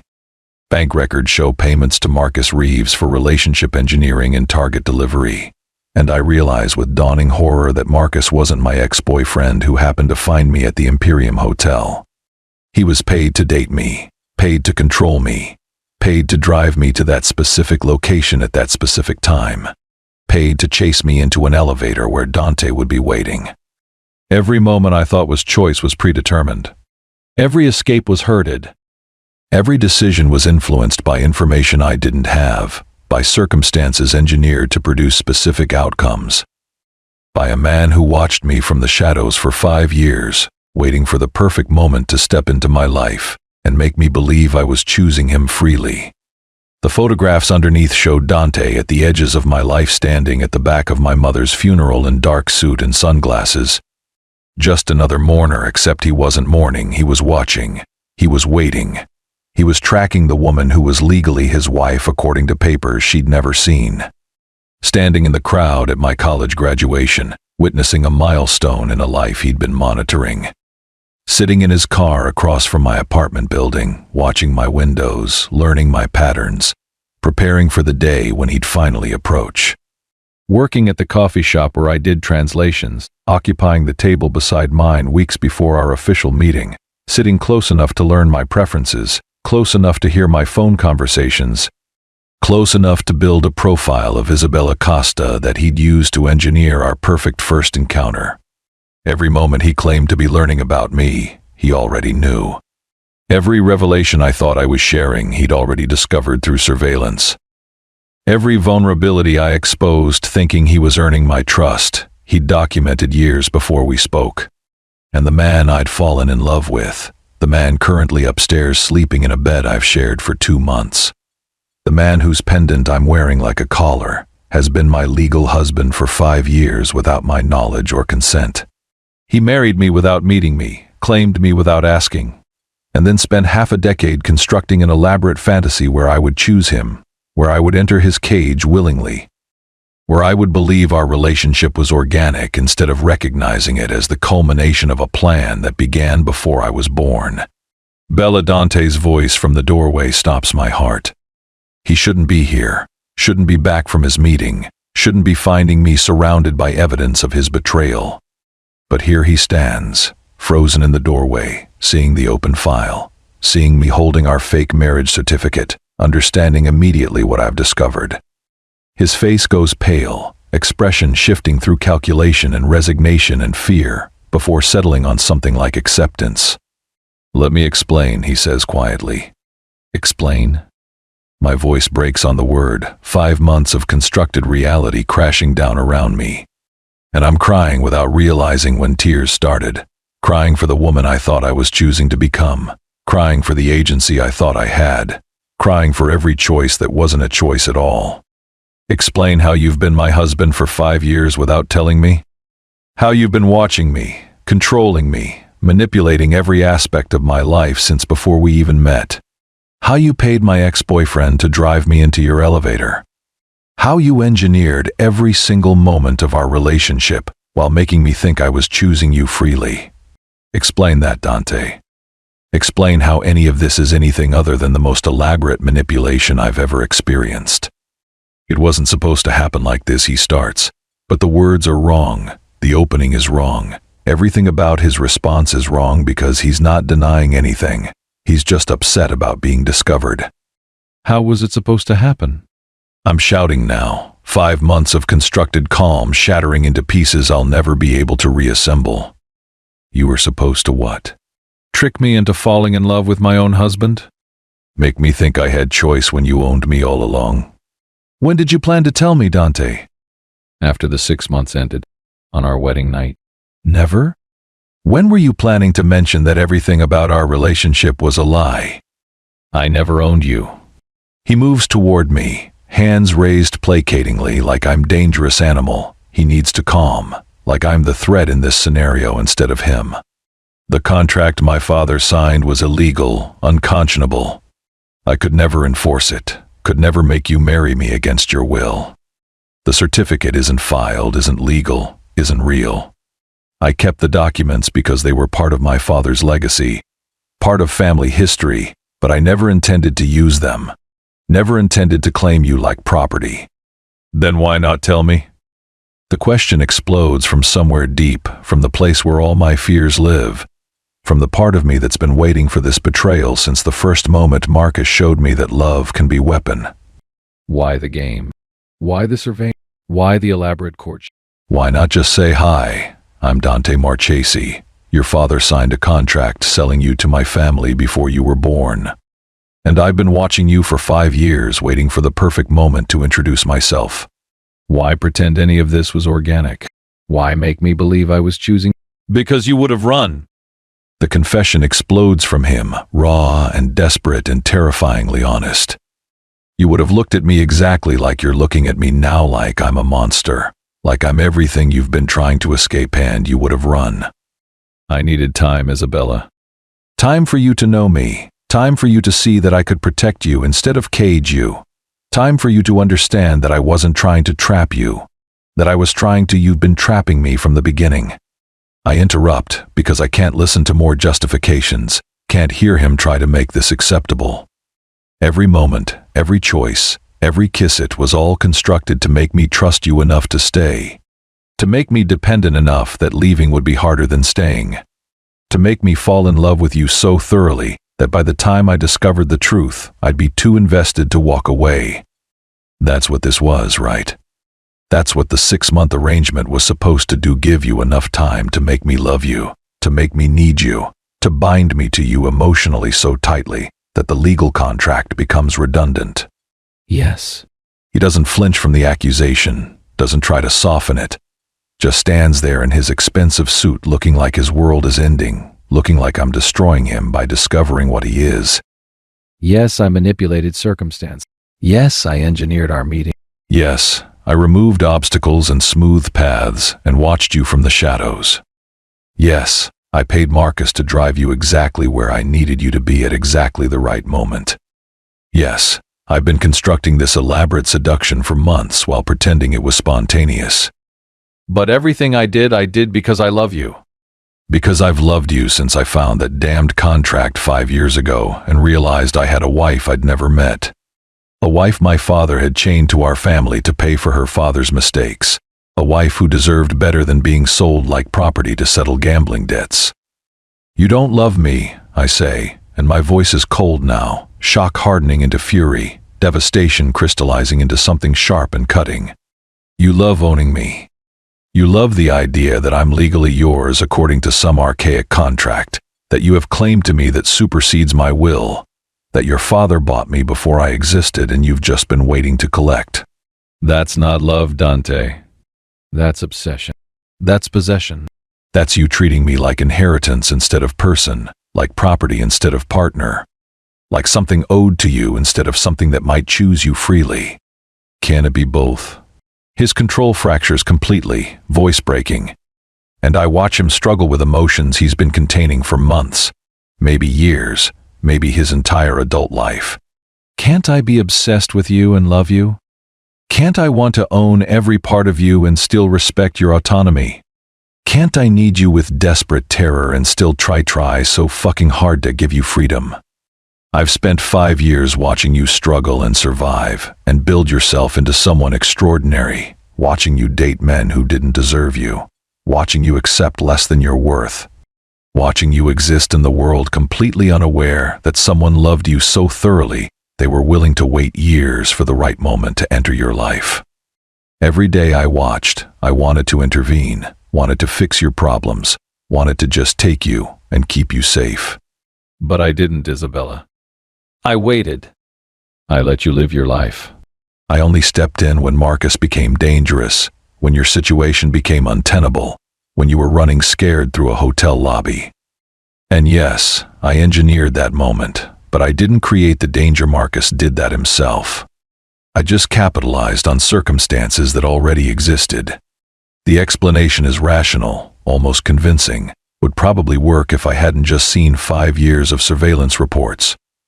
If I hadn't just discovered that every piece of my life has been cataloged and analyzed and used to construct the perfect trap.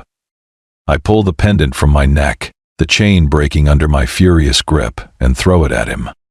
It hits his chest and falls to the floor between us, the physical manifestation of every lie, every manipulation, every moment he claimed to love me, while treating me like possession. I want a divorce, I say, and the words taste like ash, taste like failure, taste like the death of something I thought was real but was never anything more than elaborately constructed fantasy. We were never legally married, he says, voice hollow, and he looks destroyed in ways I didn't know he could look, in ways that suggest I've wounded something essential. Your signature on that certificate is forged. I never filed the paperwork. The contract my father signed is void. Unconscionable contracts for marriage aren't enforceable in New York. Haven't been for decades. You're free, Bella. You've always been free. The cage you feel trapped in was constructed by my obsession, not by legal obligation. You can walk away right now and there's nothing binding you here except feelings you probably regret having. I've never been free. The words tear from my throat, and I'm surprised by the violence in them, by the rage that's been building for 5 months finally finding outlet. Not since my father signed that contract. Not since you decided I belong to you. Not since you spent 5 years treating my life like a game you could win if you just played perfectly enough. You stole my agency, Dante. You stole my ability to choose you honestly, to come to you without manipulation, to build something real instead of something constructed from lies and surveillance and engineered coincidence. You took the most important thing: a person has the ability to make their own choices, and you took it from me before we ever met. Then leave. He steps aside from the doorway, and his face is a mask of controlled agony, jaw tight, eyes reflecting devastation he's trying to contain. Walk out, Isabella. I won't stop you. I won't follow. I won't send Paolo or security or anyone to bring you back. I'll dissolve the protective measures around Marcus. I'll delete every file, destroy every photograph, erase every record of my surveillance. I'll pretend the last 5 years never happened, that I never found the contract, that I never watched you, never loved you, never tried to make you mine. Just walk away, and I'll let you go. I should go. Should run from this house, this man, this nightmare revelation that every moment I thought was real was choreographed. Every choice I thought I made was influenced by information asymmetry. Every feeling I thought was mutual was built on foundations of lies. Every survival instinct screams leave. Every lesson Marcus taught me about recognizing manipulation says run. Every rational thought insists that staying is accepting unacceptable behavior, is setting precedent that this level of control is something I'll tolerate. But I stand frozen in his study, surrounded by evidence of his obsession, because beneath the fury is a terrible question I can't answer, a question that undermines my righteous anger, a question that suggests something more complicated than simple victim narrative.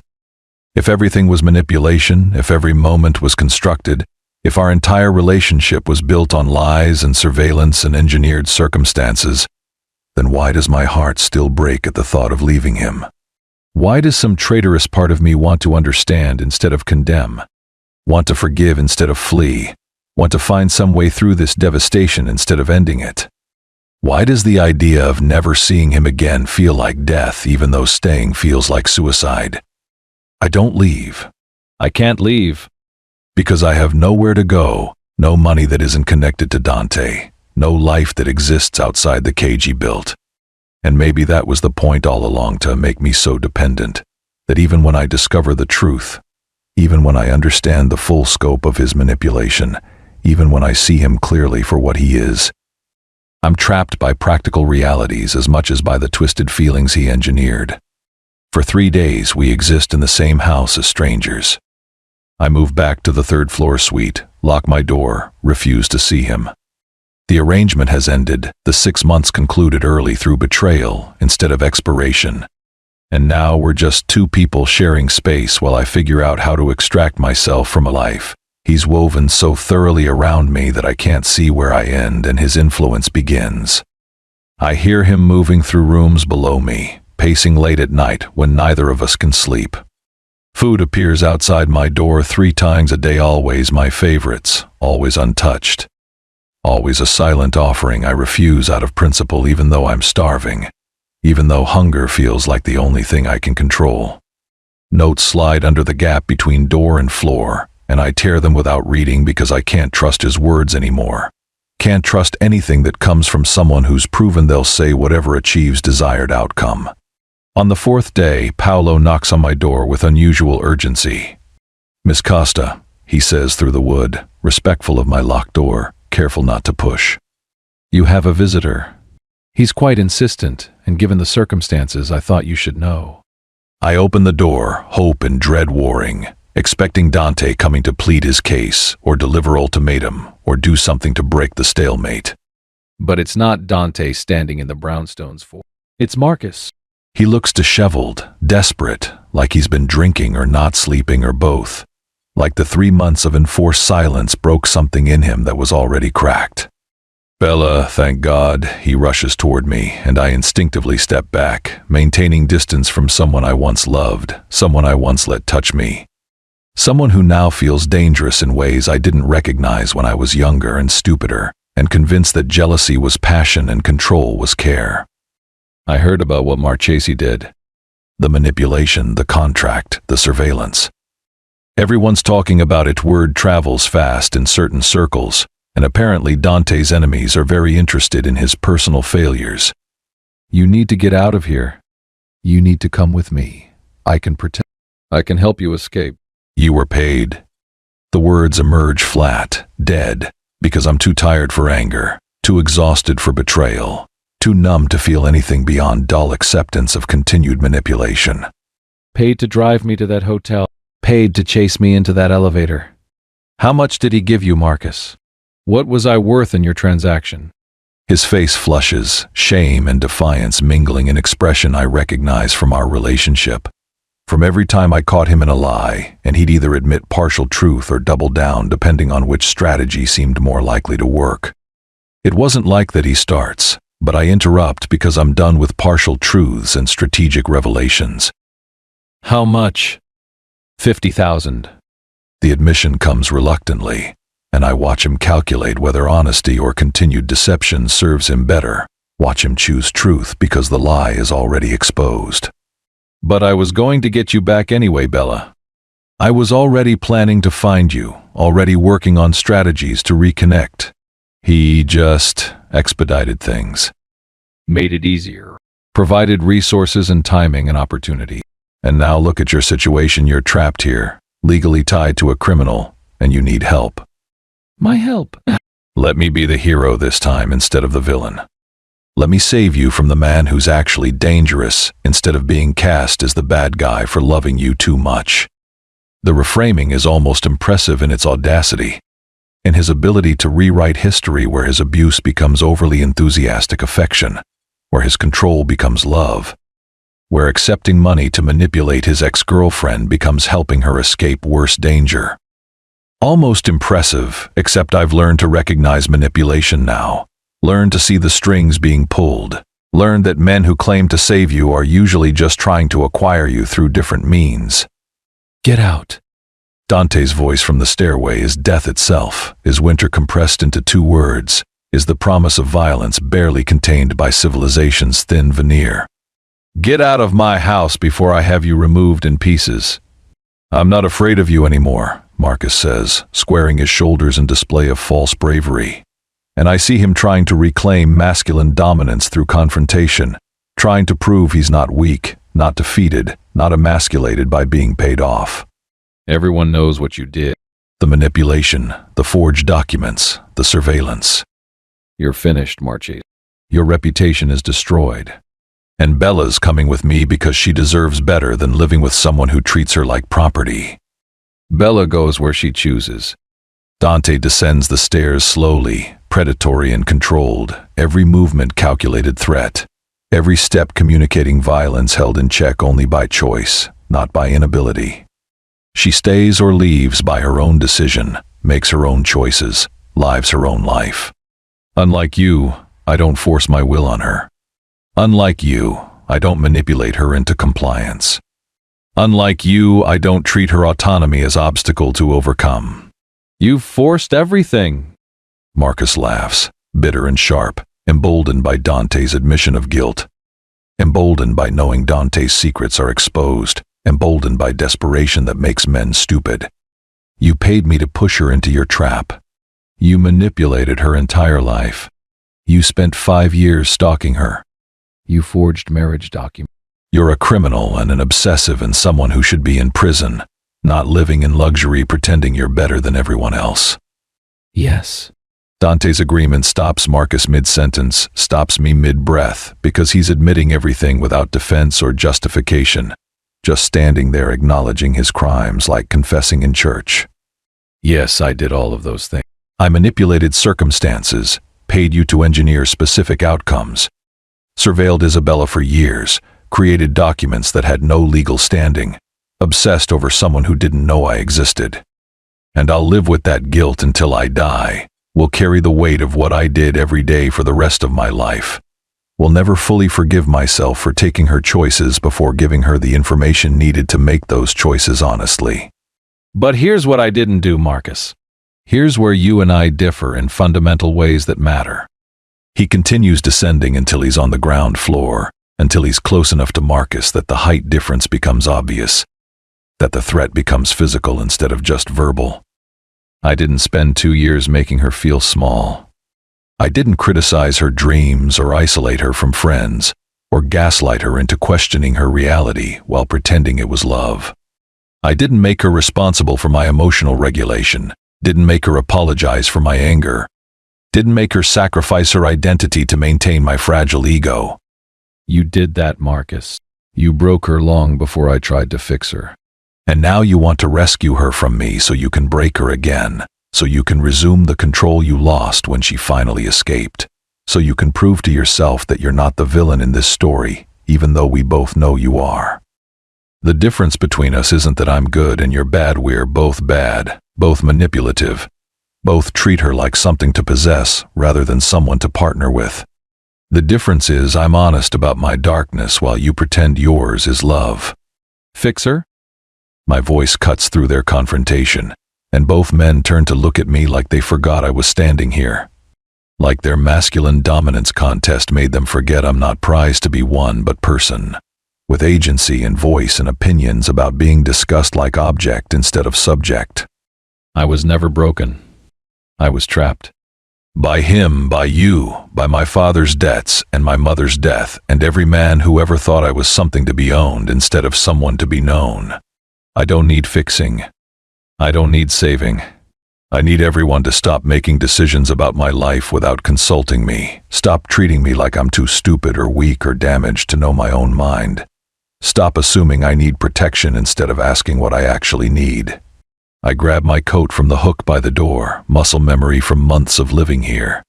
From existing in this space that never quite felt like home but felt safer than anywhere else I've inhabited. Where are you going? Dante asks, and I hear fear breaking through his control, hear genuine terror that I'm leaving permanently, that this is goodbye instead of temporary separation. To prove you both wrong, I say, moving past both men toward the door, toward freedom, toward whatever exists outside this brownstone and its beautiful prison. I don't need fixing. I don't need saving. I need to save myself, need to prove I can exist independently, need to demonstrate that I'm not property to be fought over or protected or possessed. I'm a person, and people get to make their own choices even when those choices are difficult, even when those choices mean struggling, even when those choices mean existing without the security that comes with submitting to someone else's control. I leave them standing in the foyer, my ex-boyfriend who broke me with criticism disguised as care, and the man who claims to love me while treating me like inheritance he's been waiting to collect. I leave the brownstone and its expensive warmth, leave the life Dante constructed around me, leave the safety that felt increasingly like cage. I leave because staying means accepting that manipulation is acceptable when intentions are good. Means teaching both men that I'll tolerate anything as long as it comes wrapped in protection and promises. Means sacrificing the last fragments of my autonomy to maintain comfort and security. I leave because it's the only way to prove to myself that I can, that I'm not so thoroughly trapped by practical realities that choice is complete illusion, that some part of me remains capable of choosing difficulty over ease when principle demands it. The weeks that follow are harder than I expected. I rent a tiny apartment in Queens with money borrowed from Sarah, the literacy center director who asks no questions when I show up desperate, who offers help without demanding explanation, who proves that kindness exists without agenda. The apartment is small and old and nothing like the brownstone, with heating that works intermittently and neighbors who argue through thin walls and a view of another building's brick instead of city skyline. But it's mine, chosen by me, paid for with money I'll earn back through my own work, existing independent of Dante's influence. I return to translation work, rebuilding my client base one contract at a time, discovering that Dante's name had opened doors I didn't realize were closed before. The industry is harder to navigate without his connections, without his implicit endorsement, without the assumption that anyone working with Marchesi family must be competent. I face sexism I'd forgotten existed, clients who question my rates and my timeline and my competence in ways they never did when I was Dante's girlfriend. I field uncomfortable questions about the Marchesi situation, about what happened, about why I left, from people who frame curiosity as concern while really just mining for gossip. I'm exhausted all the time, working longer hours for less money, discovering that independence is expensive in ways I didn't calculate, that building a life from nothing requires resources I don't have. But I'm building something real, something that belongs to me, something that exists because I created it rather than because someone powerful decided to give it to me. I notice Dante's presence even in absence. Marcus's calls stop completely, and I know that's Dante's doing. No, he's still protecting me despite my demand for independence. Still deploying his power to keep me safe, even when I explicitly asked him not to. Security escort shadows my movements, though I pretend not to notice, keeping careful distance but maintaining surveillance. And I recognize Paolo's replacement watching from appropriate distance while I walk to the bodega or library or park. Anonymous payments appear in my business account, just enough to keep me solvent during lean weeks. Always precisely the amount I need without being so large I can't pretend they're legitimate work payments. The contradictions exhaust me, furious at his continued interference while grudgingly grateful that I'm not completely without protection. Demanding independence while relying on safety net he maintains without acknowledgement. Wanting to prove I can survive alone while knowing survival is only possible because he's still watching from the shadows. 3 weeks into my separation, I receive an invitation that seems innocuous, a business opportunity meeting with Viktor Kozlov about translation work for international business ventures. The money offered is significant, the contract substantial, and I'm desperate enough that I don't question why someone I've never heard of wants to hire me specifically. Why the opportunity arrived at exactly the moment I need it most. The meeting is in a high-rise office building in Midtown, expensive but cold in that corporate way, where everything is steel and glass and devoid of personality. Viktor Kozlov greets me personally, and he's charming in ways that remind me of Dante, polished and dangerous and beautiful. With accent I can't quite place and smile that doesn't reach his eyes. His pitch sounds legitimate initially. Translation work for international contracts, technical documentation, business communications. But his questions probe in directions that feel wrong, that suggest interests beyond simple translation needs. He asks about my relationship status with Dante Marchesi, frames it as concern about potential conflicts of interest, about whether I'm still bound by confidentiality from my time in Dante's world. He references my unique position and valuable perspective in ways that suggest he values my connection to Dante more than my translation skills. He offers protection from Dante's vindictive nature, like he knows something about my situation, like he's been following my story, like this meeting was never about translation work at all. You're Dante Marchesi's legal wife according to a contract signed by your fathers, Viktor says, dropping pretense when he realizes I'm becoming suspicious. When he sees me calculating exit strategies and weighing whether I can leave without causing scene. That makes you very valuable, Isabella. To him, certainly, but also to those of us who wish to renegotiate the city's current power structure. You see, Dante's position as head of his family depends on stability, on strength, on the appearance that nothing can threaten his control. But an abandoned wife, a woman who knows his secrets and his weaknesses, a woman who has legal claim to portions of his empire, that's a vulnerability. That's leverage. That's opportunity. I realize with sinking dread that I'm not being hired for translation work. I'm being targeted, weaponized, used as tool to destabilize Dante's position in whatever complicated power struggles exist in the world he tried to protect me from. Viktor's goal isn't my employment, it's my cooperation in destroying the man I walked away from but still love, despite everything. Still want to protect even though he manipulated me. Still feel connected to in ways I can't sever just by moving to Queens and pretending independence means safety. I'm afraid I can't let you leave just yet, Viktor continues, and security moves to block the office exits.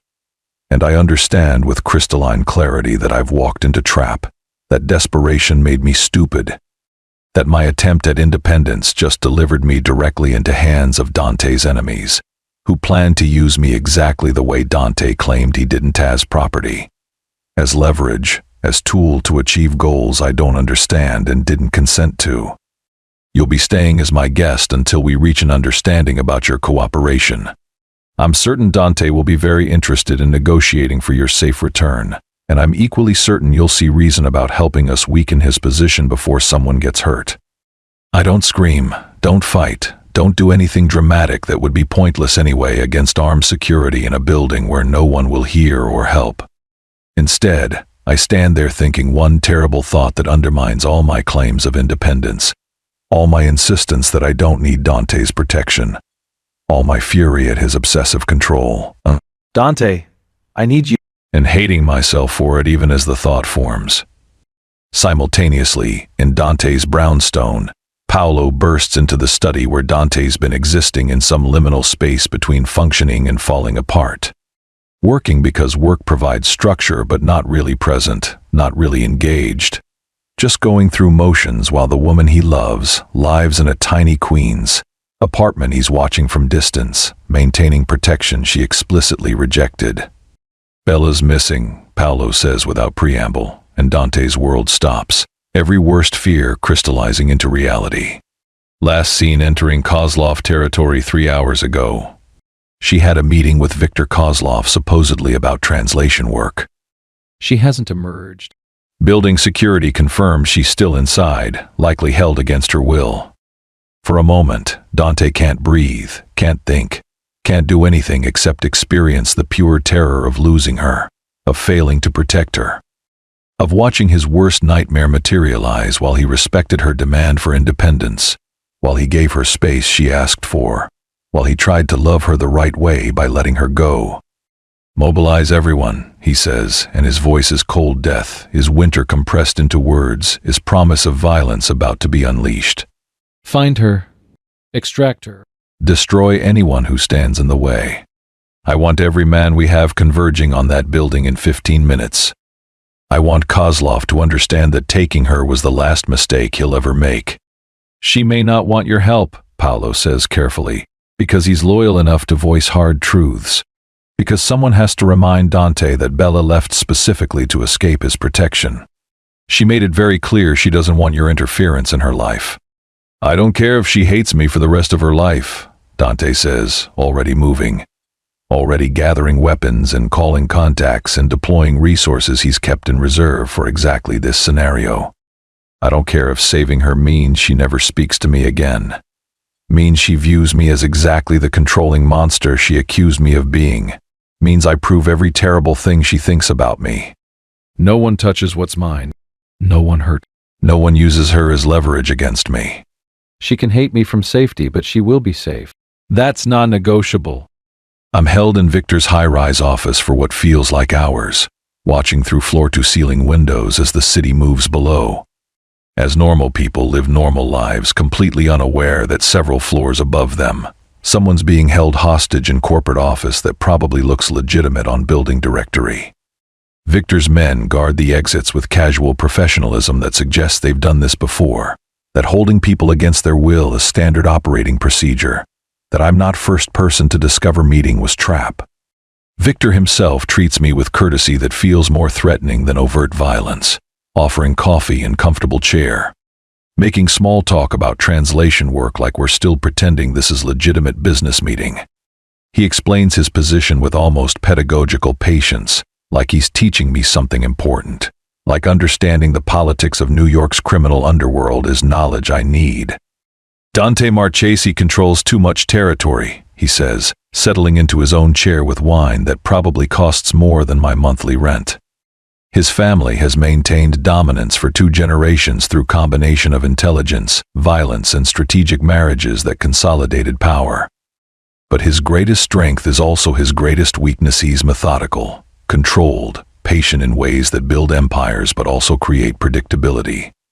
And predictability creates vulnerability, especially when that predictability extends to his personal life. He's been obsessed with you for 5 years, Isabella. Everyone in our world knows about the Costa contract, knows about his surveillance, knows that Dante Marchesi treats you like you're the most valuable thing he owns. That obsession makes him vulnerable, makes him reckless, makes him willing to trade strategic advantage for your safety, which makes you the most valuable asset I could possibly acquire. I listened to him explain my value as leverage, as tool, as weapon to be deployed against man I'm furious with but still love. And I realized this is what Dante was trying to protect me from. This is why he maintained security I resented. This is why leaving his protection meant making myself target for people who view me as means to hurt him. I wanted independence, wanted to prove I could exist outside his shadow, wanted to demonstrate I'm person not property. But Victor's words make clear that in Dante's world, there's no such thing as independence for people connected to power. There's only different forms of being claimed, different hands holding your leash, different masters dictating your choices. Then I hear it: gunfire, distant but unmistakable, followed by shouting, followed by chaos filtering up from lower floors. Victor's expression shifts from comfortable confidence to concern to calculation, and his men move toward exits with weapons drawn, communicating through earpieces in rapid Russian. "It seems your husband has arrived," Victor says, standing and moving to the windows like he's watching show. Like violence several floors below is entertainment rather than terror. Right on schedule. Predictable as always. I offered him the opportunity to negotiate for your release, to trade territory and influence for your safe return. Instead, he's chosen violence, which will cost him dearly in this city's political landscape, will make him look unstable, will give me exactly the opening I need to challenge his position. Either way, I win. If he rescues you, he's proven he's willing to risk everything for emotional attachment, which makes him weak. If he fails, you remain my leverage. Perfect strategy, really. The gunfire gets closer, and I realize Dante's fighting his way through building floor by floor, breaking through security and obstacles, coming for me with apparently no concern for consequences or political implications or anything except getting me back. Part of me wants to be furious at his continued possessive control, at his inability to let me go even when I explicitly demanded it, at his assumption that I need rescuing rather than trusting I can handle my own situation. But mostly, I'm just terrified and relieved and grateful that someone loves me enough to burn the world down for my safety, even if that love is twisted and obsessive and built on foundation of manipulation. The office door explodes inward, not opened but destroyed, and Dante stands in the wreckage looking like war incarnate, suit torn and bloodied, gun in hand, eyes wild with something beyond reason. This isn't the controlled businessman who touches me gently, isn't the calculated strategist who engineers circumstances with patience.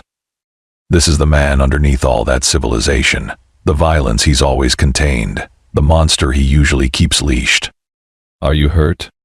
His first words to me, ignoring Victor entirely, crossing the space between us and checking my face, my arms, looking for injuries with frantic thoroughness. "Did they touch you? Did anyone hurt you?" "I'm fine," I say, and my voice shakes despite intentions to sound strong, despite wanting to maintain anger and independence and all the principles that brought me here. "I'm not hurt." "But Dante, she's unharmed because I value her," Victor interrupts, still standing by the windows like he's in control. Like Dante arriving with violence doesn't change the fundamental power dynamic. "Unlike you, I don't damage valuable assets. She's been treated as honored guest, not prisoner, because I understand that her cooperation is worth more than her terror. You've just destroyed significant amount of my security infrastructure, Marchesi, which will cost you politically." Was it worth it? "Proving to everyone that you're willing to start a war over a woman?"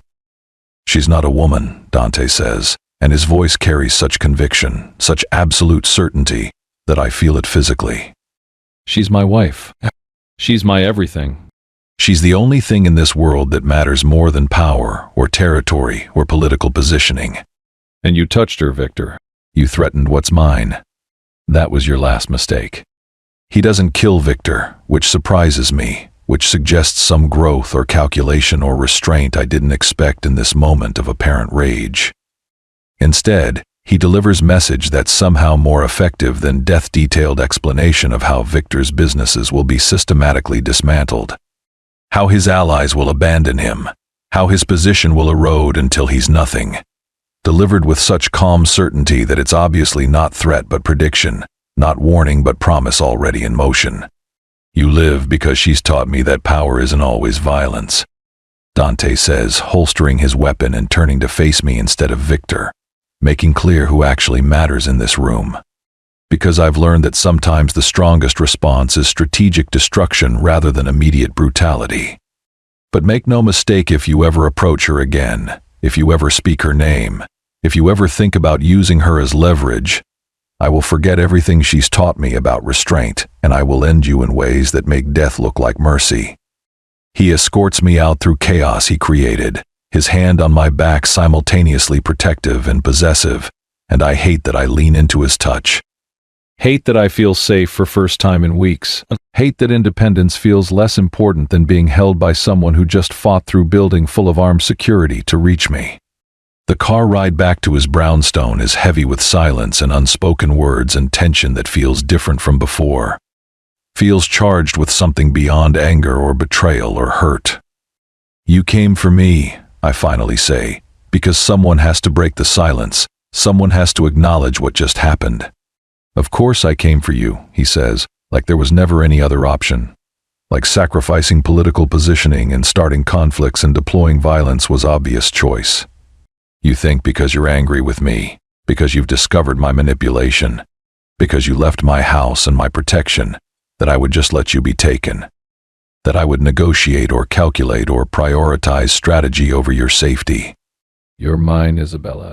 You've always been mine, not because of contracts or surveillance or engineered circumstances, but because I chose you, because I love you, because nothing else matters if you're not safe. You don't get to decide that, I say, but my voice lacks conviction, lacks the fire it should have, because part of me wants to surrender to his obsession, wants to stop fighting, wants to let someone else carry the weight for a while. You don't get to declare ownership just because you love me. Love isn't supposed to feel like being possessed. Then what is it supposed to feel like? He asks, genuine question, not rhetorical flourish, and I realize he actually doesn't know, actually has no framework for healthy love, actually learned everything he knows from father who caged his mother until she broke and fled. Tell me, Isabella.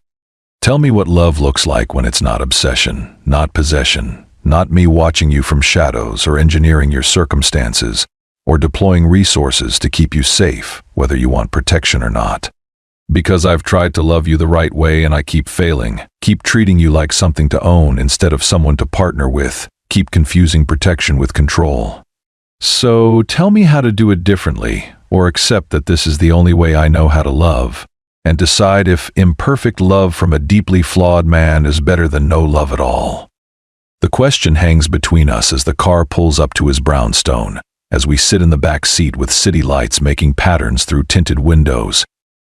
As I wrestle with impossible choice between principled independence that leaves me vulnerable and imperfect partnership with man who loves me wrong but loves me absolutely. I need time, I say finally.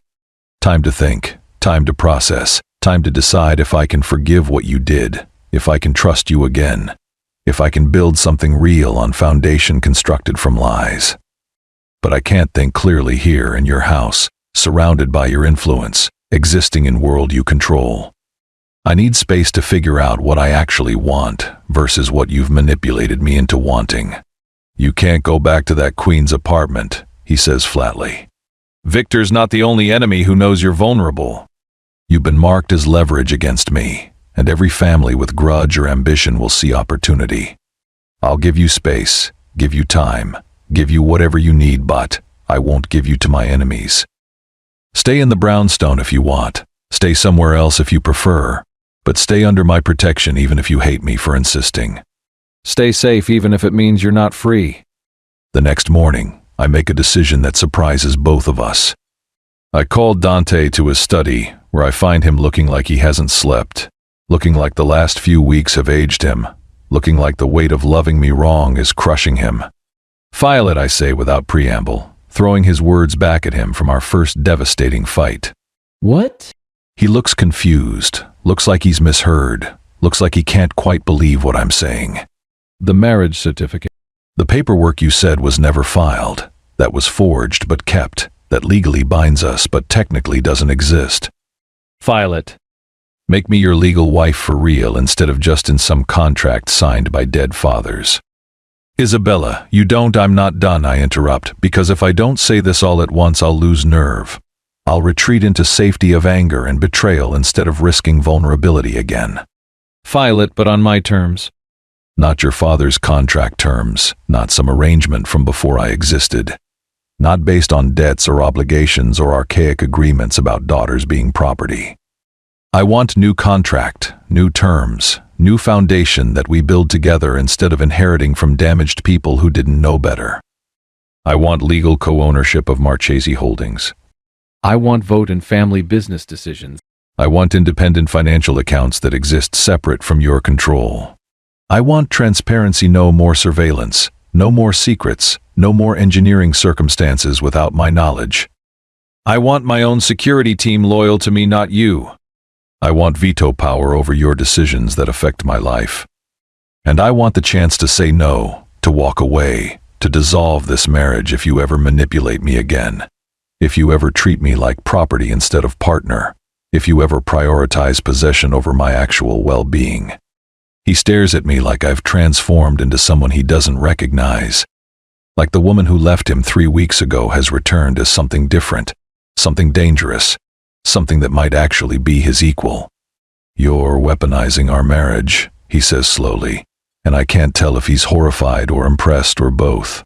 I'm balancing it, I correct. You taught me that power isn't always violence. I'm teaching you that love isn't always possession. You want me in your life? Tengjiv m'actual power in tat life, actual bias, actual choice. Make me your partner instead of your pet, your equal instead of your possession, your wife instead of your inheritance. Or let me go completely and stop this half-measure protection that keeps me dependent while pretending it's for my safety. I get one thing in return, he says after a long moment of consideration, after I watch him calculate angles and costs and possibilities. What? I'm prepared to negotiate, prepared to defend my boundaries, prepared to walk away if he asks for too much. The chance to earn your love, honestly, he says quietly. No manipulation, no games, no engineering circumstances, or removing obstacles or deploying resources without consent. Just time and effort, and the hope that someday you'll choose me because you want to. Not because you're bound to me legally or practically, or by contracts signed before you existed. I get the chance to prove I can love you right instead of wrong. To treat you like partner instead of possession. To build trust I destroyed through my obsession. That's my condition. You give me chance at redemption even though I don't deserve it.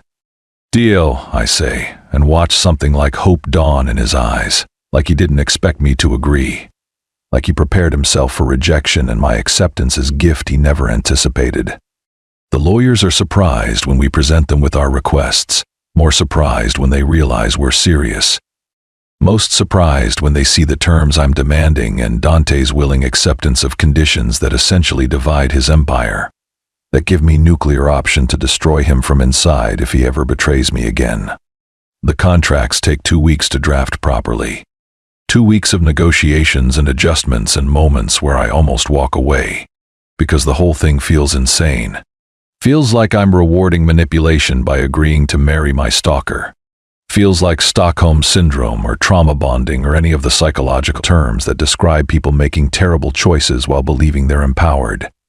But I sign anyway, because imperfect love from deeply flawed man beats being alone and vulnerable, because shared power beats being powerless. Because partner who's proven he'll burn world for your safety beats principle that insists you should be able to exist independently in world that views you as leverage. We're married in small civil ceremony with Paolo and Maria as witnesses, no family or friends or anyone who might judge this decision. Just legal binding of 2 people who've already been bound in ways that transcend paperwork. Dante slides ring onto my finger, not ostentatious, not claiming me with diamonds. Just simple band that signifies commitment we're building from ruins of trust he destroyed. I'll spend the rest of my life earning your forgiveness, he says, and his voice carries promise I want to believe despite everything. I'll learn to love you right if it kills me. It might, I warn, because I'm done pretending I'm not angry, done performing forgiveness I haven't achieved, done making myself easy to love by suppressing legitimate feelings. Learning to love someone right requires vulnerability and surrender of control and trusting that they won't leave even when they could, and all of that terrifies you. It should be hard, Dante. Fixing what you broke should cost you something. Then it's a price I'll pay gladly, he says, and kisses me like I'm oxygen, like I'm the only thing keeping him alive, like he's drowning and I'm air. Days later, Dante's men deliver Marcus to the brownstone bound, terrified, begging in ways that might be pathetic if they weren't so predictable.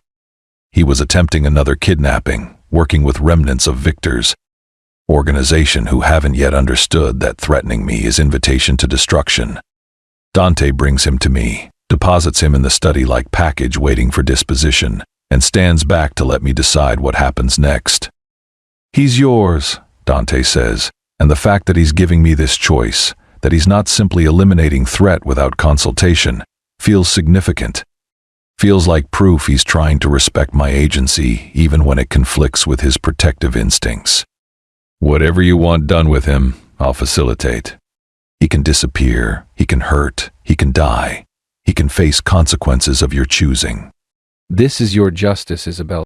Not mine, not his, yours.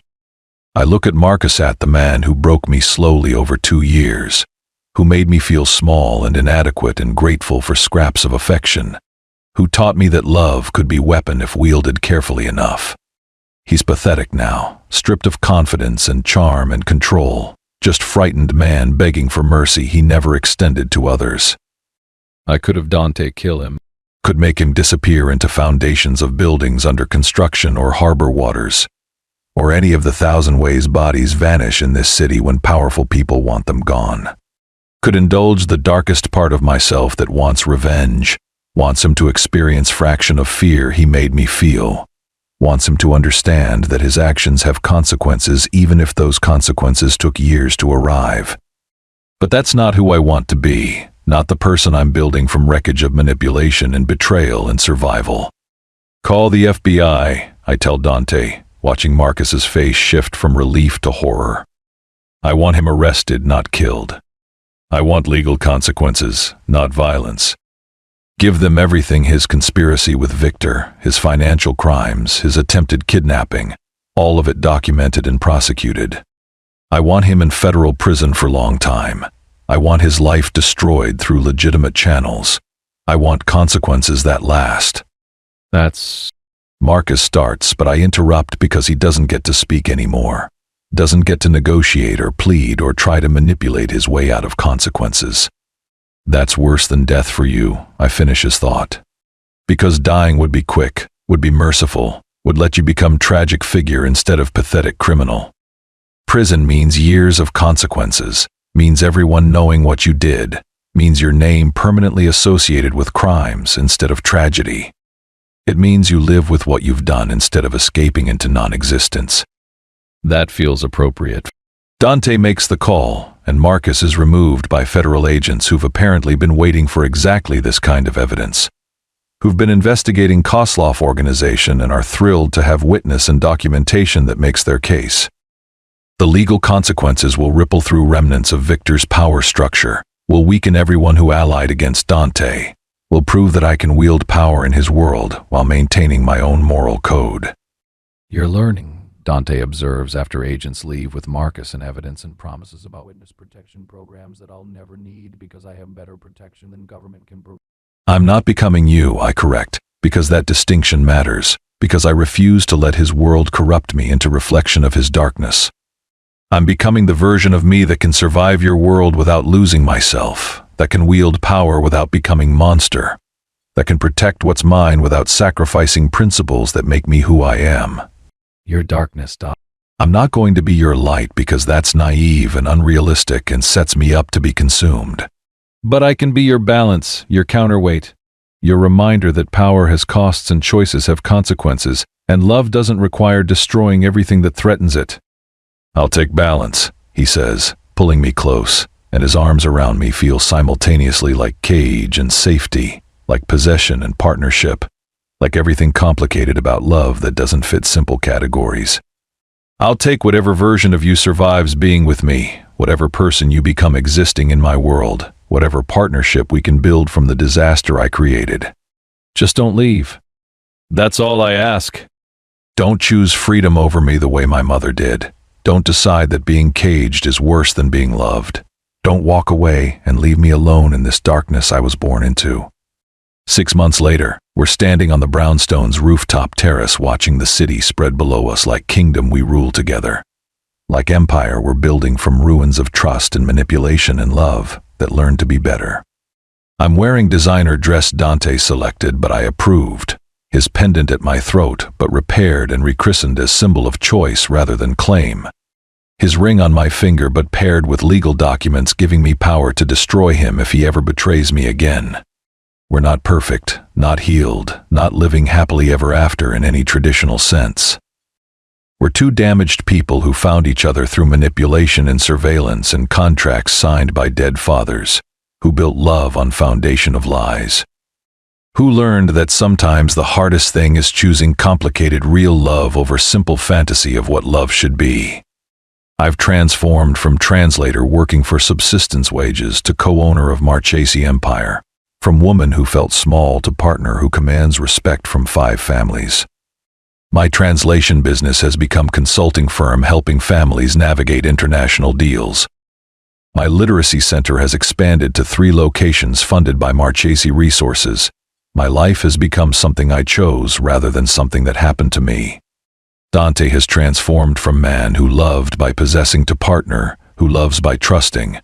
From stalker watching from shadows to husband who shares power rather than hoards it. From monster who engineered circumstances to man who asks permission before acting. He's learning slowly and imperfectly that love isn't ownership, that protection isn't control.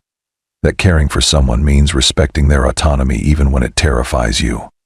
This isn't the life I would have chosen, I say, watching sunset paint the sky in colors that don't last, that transform and fade and give way to something different but equally beautiful.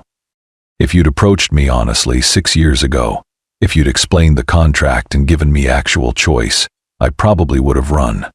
I would have chosen safe, predictable poverty over dangerous wealth. Chosen independence over partnership, chosen being alone over being loved by someone as broken as you. I know, he says quietly, his arm around my waist in touch that's become familiar. That I've learned to distinguish between protective and possessive, that feels like home even though home used to mean freedom. That's why I didn't give you honest choice. That's why I manipulated and surveilled and engineered our meeting. Because I'm selfish. Because I wanted you more than I wanted your freely given consent. Because I convinced myself that the end justified means even though I knew better. I'll carry that guilt forever, will never fully forgive myself for taking your choices, will spend rest of my life trying to earn redemption I don't deserve. But it's the life I'm claiming now, I continue, because his guilt doesn't absolve him but it doesn't define us either. Because people are more complicated than single terrible choices. Because love built from wreckage can be stronger than love that never faced adversity. Not the life you constructed, not the life my father sold me into, not the life circumstances forced. The life I'm actively choosing to build with you, with eyes open, with full knowledge of who you are and what you've done and what kind of darkness I'm partnering with. I'm choosing this. Not because I'm trapped, not because I'm dependent, not because I don't have other options. I'm choosing this because imperfect love from you beats perfect love from someone who doesn't know my darkest parts. Because shared power beats being powerless. Because standing beside you feels like home even when it shouldn't. Have you forgiven me? He asks, vulnerable in ways he rarely allows himself to be, and I love him more in this moment of uncertainty than in any moment of confidence. For the contract, for the surveillance, for stealing your agency and manipulating your life and loving you wrong for so long? No, I answer honestly, because he deserves truth even when truth is hard. Because forgiveness isn't prerequisite for love or partnership or choosing to build future together. I haven't forgiven you. Maybe I never fully will. Maybe that betrayal will always live between us, will always be scar tissue that aches when conditions are right. Will always be thing that reminds me to guard some part of myself even from person I love most. But I'm working on it, moving toward forgiveness in ways that aren't linear or predictable. Finding that some days I'm closer to letting it go and some days the anger returns fresh like it just happened. That's the best I can offer. Not forgiveness, but willingness to try. Not absolution, but choice to build future anyway. Not forgetting, but deciding past doesn't have to define what we become. I'll wait, he says, and his voice carries patience he didn't have when we met. Growth that comes from losing thing you love and fighting to earn it back honestly. I'd wait 50 years if that's what forgiveness requires.